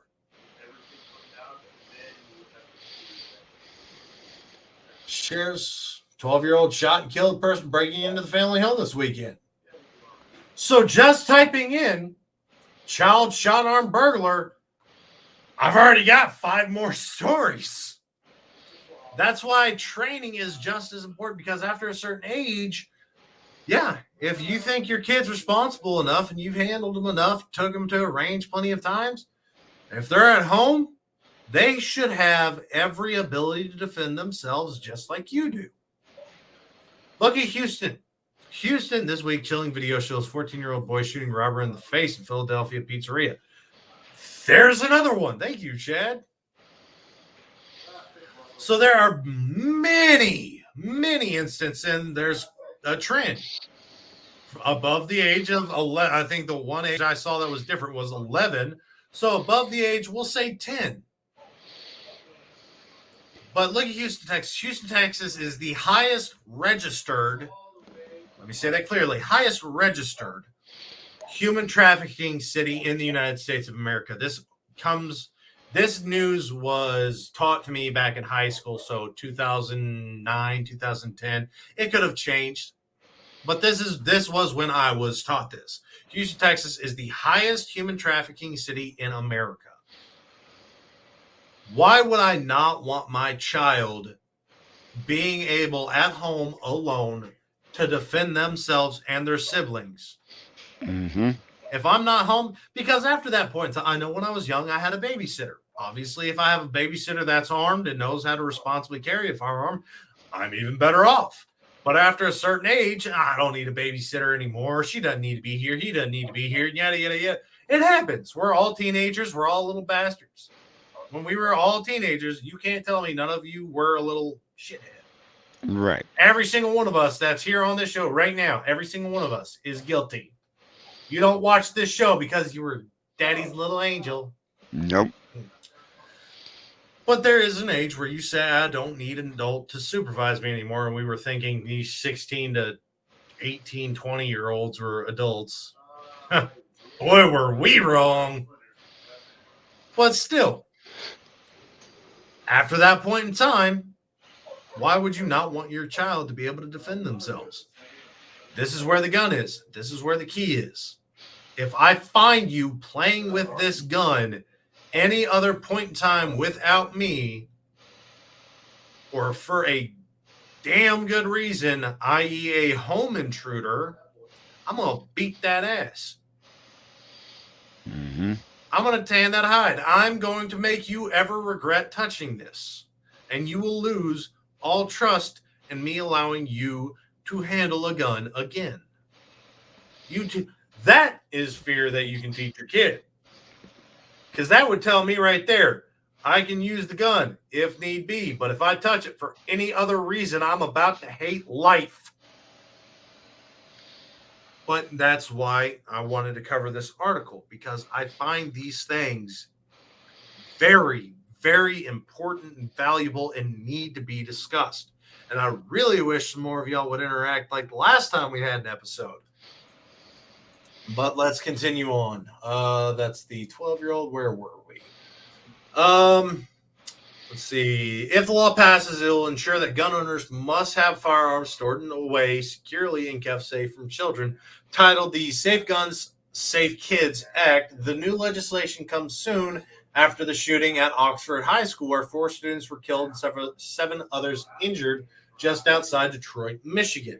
The 15-year-old student suspected as the shooter had access to his parents' gun, and they have been charged with 4 counts of involuntary manslaughter. Now, hold on. Hold on. So the 15-year, how I'm reading this article, right? Carl, you caught that too, right? Yeah, I did, I think. Let's say it again. The 15-year-old shooter, the student suspected as the shooter, had access to his parents' guns, and they have been charged with 4 counts of involuntary manslaughter. How they phrase this makes it sound like the 15-year-old child that shot 7, 8, 9, 10, 11 students is getting involuntary manslaughter as their charge. Right. Hopefully this article clears this up. Over the past 2 weeks of church services, vigils, and funerals, and visits with parents, teachers, and law enforcement in Oxford, one thing is clear: everyone just wants to keep our kids safe, Slotnick wrote on her Twitter. But while an apparent mountain of evidence allows the parents in this case to be charged, there's actually nothing in Michigan or federal law that holds parents accountable for aiding the child in committing a crime. If passed, the legislation would see that the parents receive a penalty for up to 5 years if their child uses a gun to injure themselves or others or commits a crime. My bill is a very serious effort to address a safety issue that is taking American lives. This goes for the shooter in Oxford, as well as thousands of instances where kids have stolen guns for crimes or have accidentally harmed or killed others with a family member's gun. Ensuring that firearms are properly stored and not left falling into the hands of those who could use them for violence or crime is essential. Again, if a kid wants to get a hold of a damn gun, they're going to get a hold of a gun. I could have gotten a Desert Eagle when I was in high school because I knew a guy. $600. I knew it was illegal. Didn't do it. Don't worry. But that's how easy it was. High school, I could have gotten a 50 AE round firearm at 17, 16. So no matter what law you pass, it's not beneficial to any. It's going to do way more. It's going to put the parents under such paranoia. Essentially, what I see this bill doing is dissuading so many parents from being firearm owners. Mm-hmm. Well, if my little crap over here decides that he's so edgy and he needs to go and do something stupid, I'm going to jail.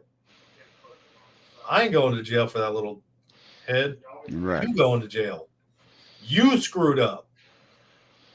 I know there's consequences to my actions, but I am not going to suffer the consequences of your actions. Right. And if I have to, both of us are going to hell right there. And again, it's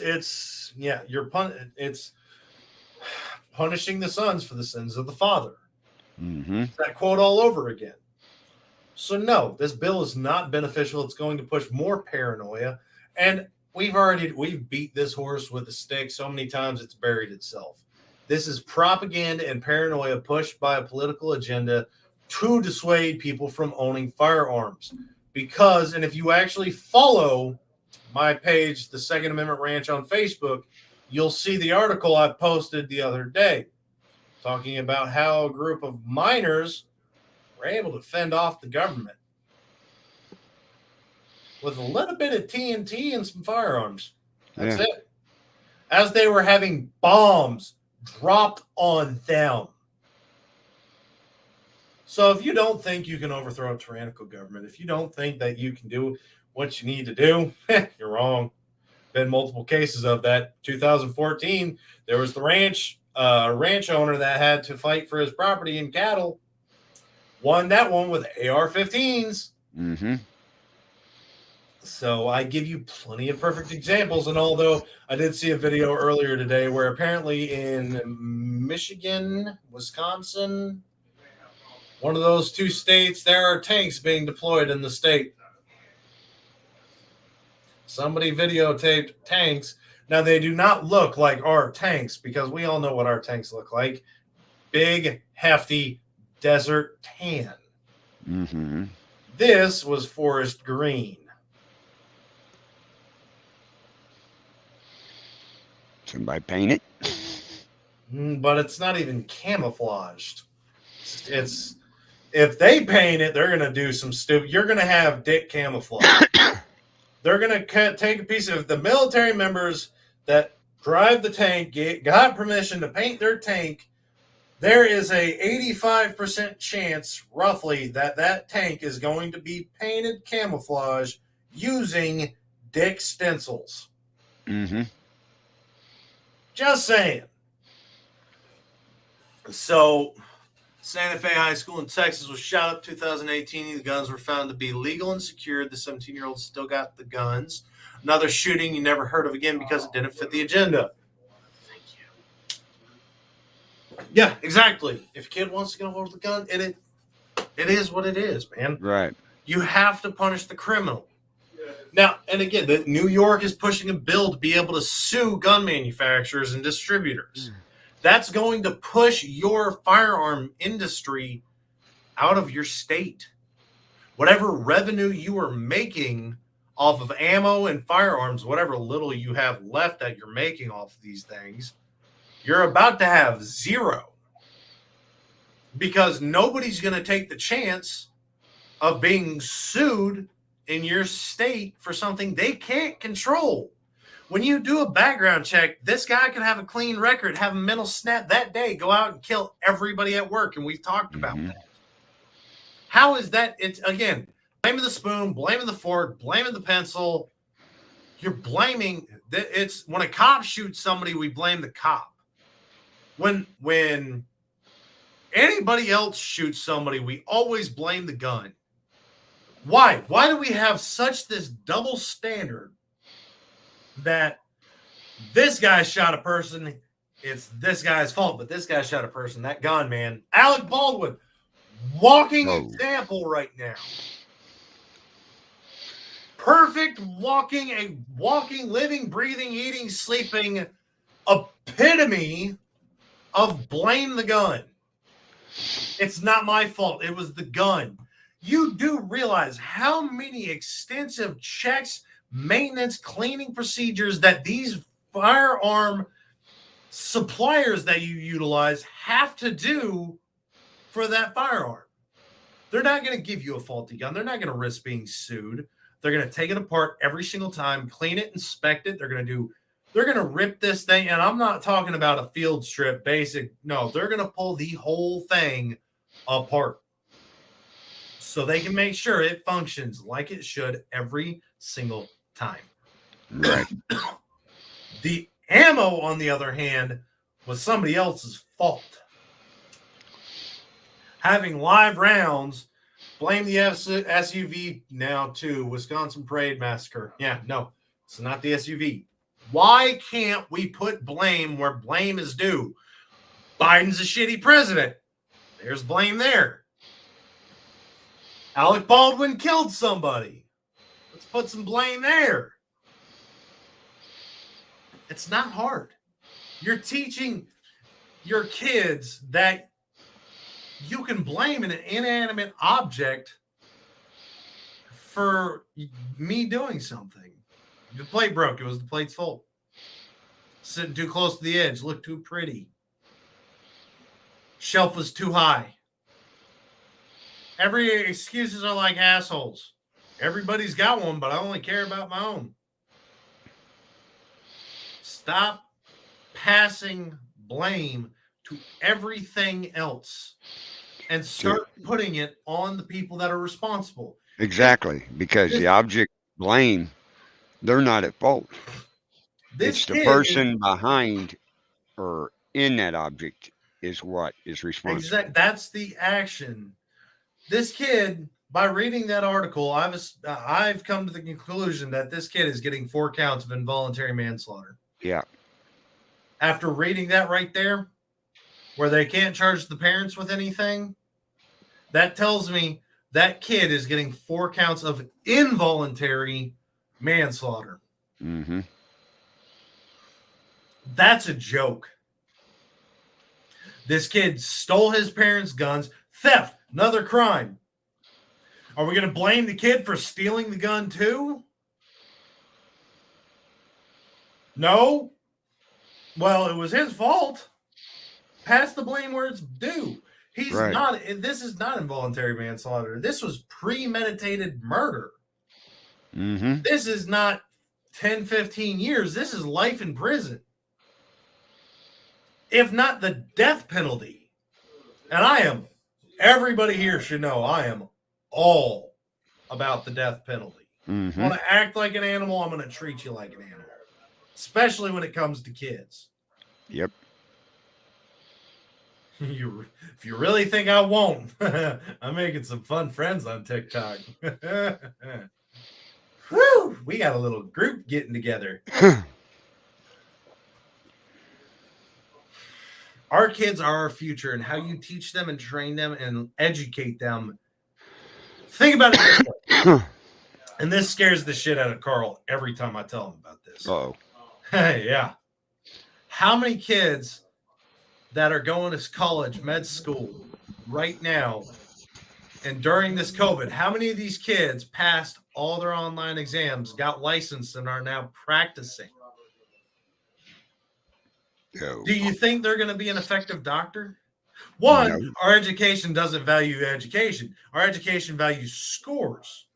So they don't care if you cheat. They just want you to pass. Mm-hmm. That's a failure in the education system in the first place. But do you really want to go see a doctor right now with the potential that they pass their medical requirements with Google right there? I'm telling you, when I'm 80 years old, I'm going to be terrified of going to a hospital. Absolutely petrified. I already hate hospitals, but this will be fear. Because how did you get your medical license? Well, during COVID, that's all I need to hear. Yeah, during COVID, I was #1 online. Yep. Never late, never missed a class, sick. Nope, don't care about that. Where was your school? Oh, I was on my computer. It's in my bedroom. Yeah. You have a good day. Where are you going? I am not going to do no. But think about that. Do we really want to raise our kids? One, they're being socially isolated from everybody. So they're going to have worse social anxiety than I do by a long shot. And I have terrible social anxiety. They're not going to have human interaction. They're not going to understand professionalism, manners, anything like that. But their education is a joke. They get to cheat. And there's ways around. Oh, well, we can see what's on your kid's computer right now. Well, I don't want you seeing that in the first place, because whatever was on that computer, odds are, if my kid's between the ages of 6 and 14, that computer's probably mine. And you don't want to see my search history. Mm. But how are you? Honestly, when I have kids, if I can make it work, I'm going to homeschool them. But that's another conspiracy theory I have. They have made it so hard and expensive to live off of a one-person salary. You have to have 2 incomes constantly with a minimum of 40 hours in order to live, especially with kids. Mm-hmm. When an apartment, single, no kids, maybe a dog, you can do it. You'll struggle, but you can do it depending on the job you have. Some of you are doing a lot better than others. Hell, a lot of these kids want to be YouTubers anyways, but that's beside the point. They're trying. Mm-hmm. But the way I look at it is, if you're going to homeschool your child, you pay the school taxes. Then you ought to be paid by the school district. Oh, I agree. I'm not paying. My children doesn't go to your facility. Why do you get my money? But they have made it so hard that they can, and that's what school is. Mm-hmm. It takes away your child's personality and who they are as an individual teaches to conform to society. And I'm not saying that school is bad in that sense. You do need social interaction. It's been proven multiple times. People need human interaction. Hell, Hitler did an experiment. Dude was okay. So here's the experiment. This is one of the things I heard back in. This may or may not be true. Don't quote me on it. This is way back when I had heard about this. But Hitler had done a test on 2 infants. One, he gave the essentials: food, diaper changes, wash, burping, minimal interaction. The other one had everything, constantly being held, play with, interacted with. The infant that was given the bare minimum died. The one that got everything, and this could have just been a medical condition. I didn't read into the article too much, but this is, he in theory had proved that you need human interaction to survive. An ounce of method and I'm going to jail if you handed me a gun. Don't do it. Yeah. So there, and in a sense, school provides social interaction. It's a benefit. But you also don't know how this school is teaching your children unless you decide to sit through every class. And I promise, schools like every other company in business out there, if they know somebody's going to be coming in, sitting and auditing and watching, they're going to change everything. Whereas my school, I was beneficial to not be taught a lot of the political aspect, but I go and look at schools now and look at articles on the schools. Schools are banning the American flag. They're putting up Black Lives Matter, Antifa. They're teaching about liberalism. They're teaching only the Democratic stance. They're not as a educator, just like the Kyle Rittenhouse case, that judge, you have to be unbiased. You can have your personal preference. Don't get me wrong. You are more than entitled to your beliefs, ideologies, everything. But when it comes to the betterment and education of all children and law and anything like that, you cannot have a bias. You need to teach both sides from a third-party perspective. Even if you don't have a third-party perspective, back yourself out, take a deep breath. Okay, this is what this party believes. This is what this party believes. This is what this party has done. This is this party. This is this history, that, everything like that. And if a child asks, well, what beliefs do you have? You've done a damn good job, because they can't tell what you believe, and you need to keep it that way. I appreciate the question, but I'm not going to discuss my beliefs with y'all here and now. When you're older, come and find me. We'll have that discussion as adults. But you have to make your own assessments here and now. Look at racism. Racism is the perfect example. Racism is not natural. Racism is taught. There are beautiful photos from all over the world.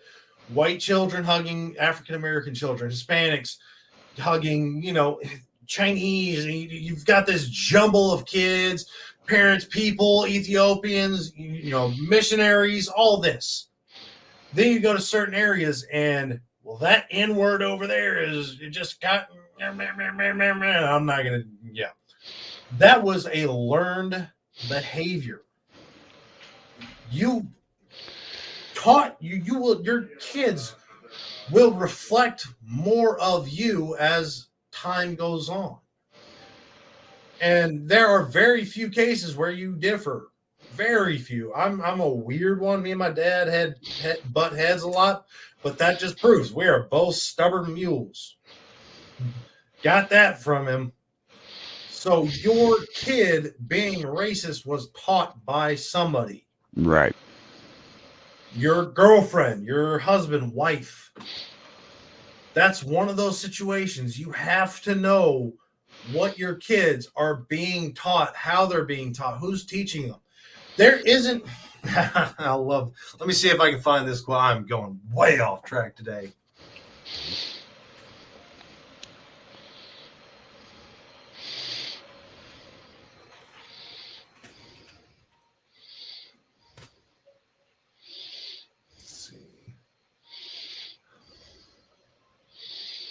There it is.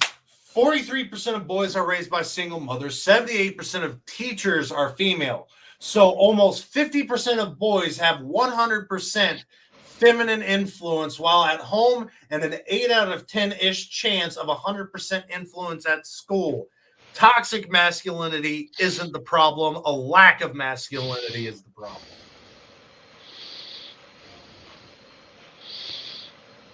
Wanted y'all to know those facts today. There are benefits to having a male figure in your child's life. Mm-hmm. Even if it is not the father. There are people out there willing to step up and be the stepdad. I see videos. I saw a video of a football player changing his last name to his stepdad's last name because he loved him that much. I've seen photos and videos and all this evidence where a dad hands his child, this is the adoption letter. You're mine now. You're my kid now. And the kid breaks down crying. I've seen children go to their biological parent, ask the parent, get the paperwork, they put it in an envelope, put it in a case, put it in something, walk up to the step parent, hand it to them and say, here's my gift, or here's my gift to you. I want you to be my parent. And that parent breaks down crying. There is always somebody willing to step up and be that parent. And some kids definitely need a father figure.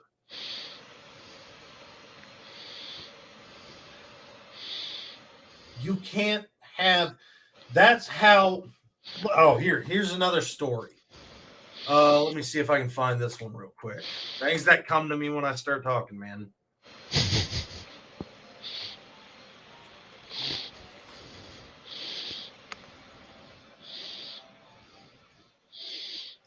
Let's see.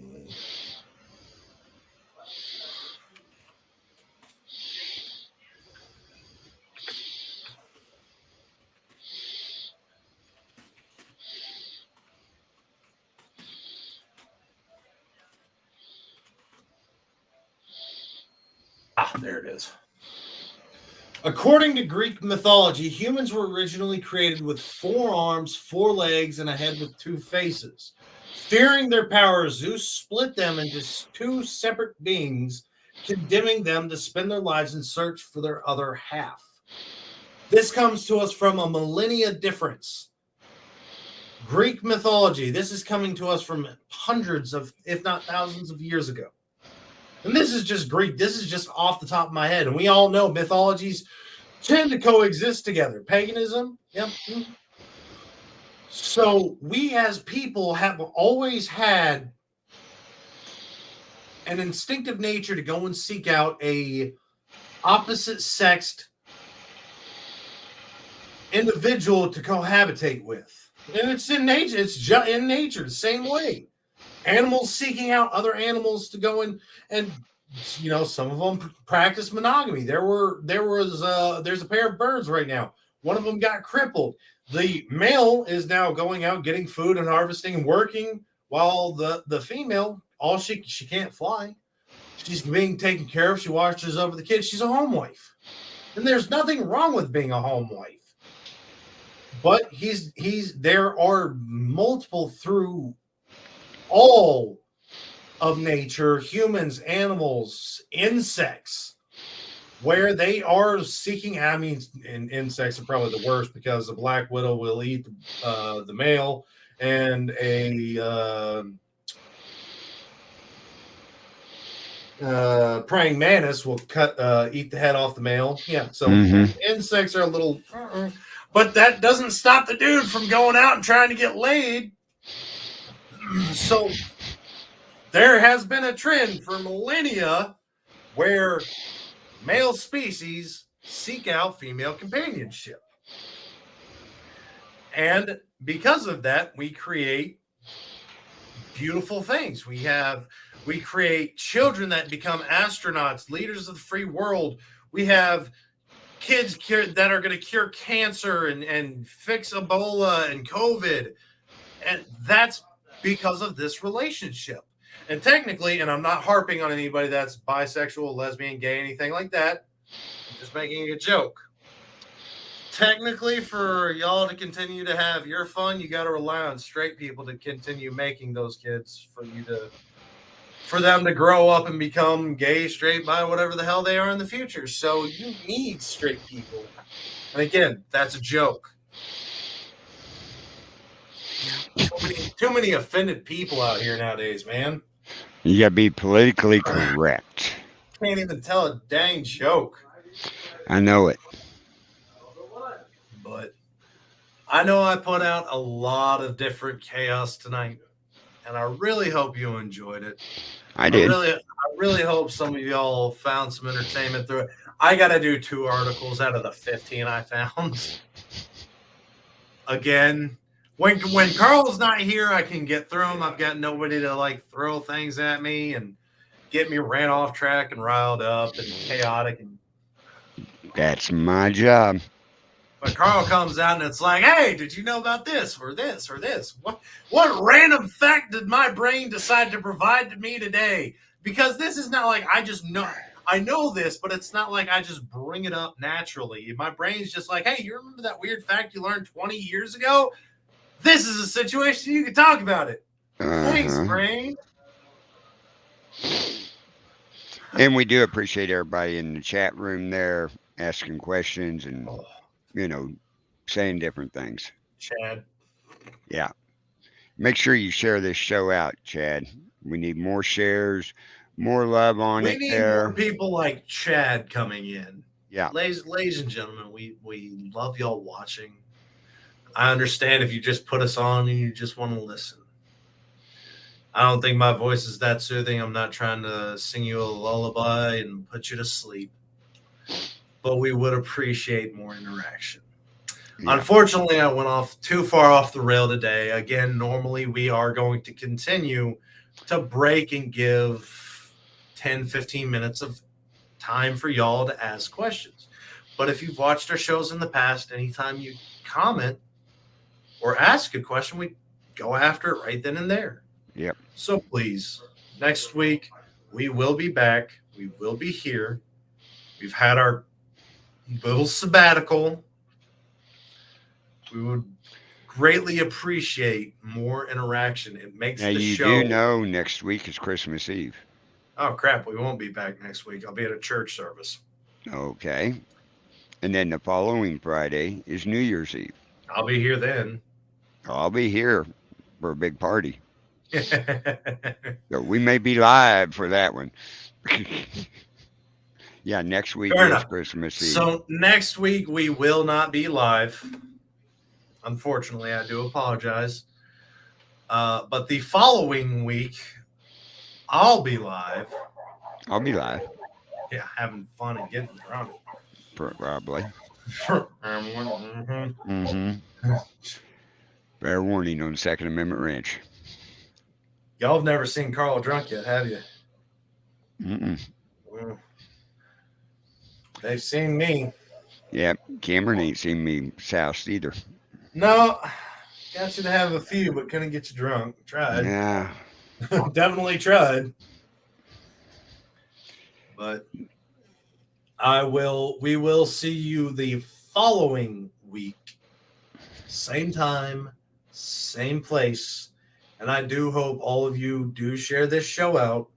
Tell your friends about us. Tell your family about us. And I am trying to work on the cursing a little bit, especially if I do have guests. I know some of y'all don't appreciate it. But I hope we made you laugh, made you think, made you mad. I look forward to seeing you next week. And again, you can always check us out on Paranormal Nation Radio. Not so normal if the Second Amendment Ranch just isn't your cup of tea. You can also check out A People's Voice on the Bill of Rights Network. And if you have a show you think you'd be interested in doing, give us a shout out. You can always go to our Discord. Let me go ahead and get that posted real quick for y'all. Yeah, we're always looking for good conduct on shows and stuff. If you would like to, what did he just say? My show was that show on this week? No, Paranormal Nation Radio wasn't on this week. I had Paranormal Ranch. I don't know, Paranormal Nation Radio. But if you're not a fan of the Second Amendment Ranch, you can also check us out on this Paranormal Nation Radio, Not So Normal. And again, if you are interested in doing a show, and if you're just a little nervous, little anxious, not sure how you can get started, you can always reach out to myself or Carl over here and ask us questions and get our take on things. Right. We'd love to have some more content. We'd love to have some more people. So again, share out and give us the red heart, apparently. Carl, I have nothing else. What about you, buddy? Like I said, you've said about everything. Check us out over at the Billerites Network. You can check out Paranormal Nation Radio on the Billerites Network and also over on Things Network that we're also on over there. And they have some great shows over there. Also, to our brothers, check out HTX Renegade Radio, their Facebook page, and their show over there. So make sure you check that out. Well, that's all I have. We look forward to seeing y'all again, not Christmas Eve, but New Year's, same time, same place. And I know Carl's probably going to be a little sauced, and honestly, New Year's, I'll probably be a little sauced myself. So it's going to be one hell of a show. Yeah, it could be. Y'all might be in for a treat that night. Well, we look forward to seeing you New Year's Eve. As always, I'm Cameron. And I'm Carl. Ladies and gentlemen,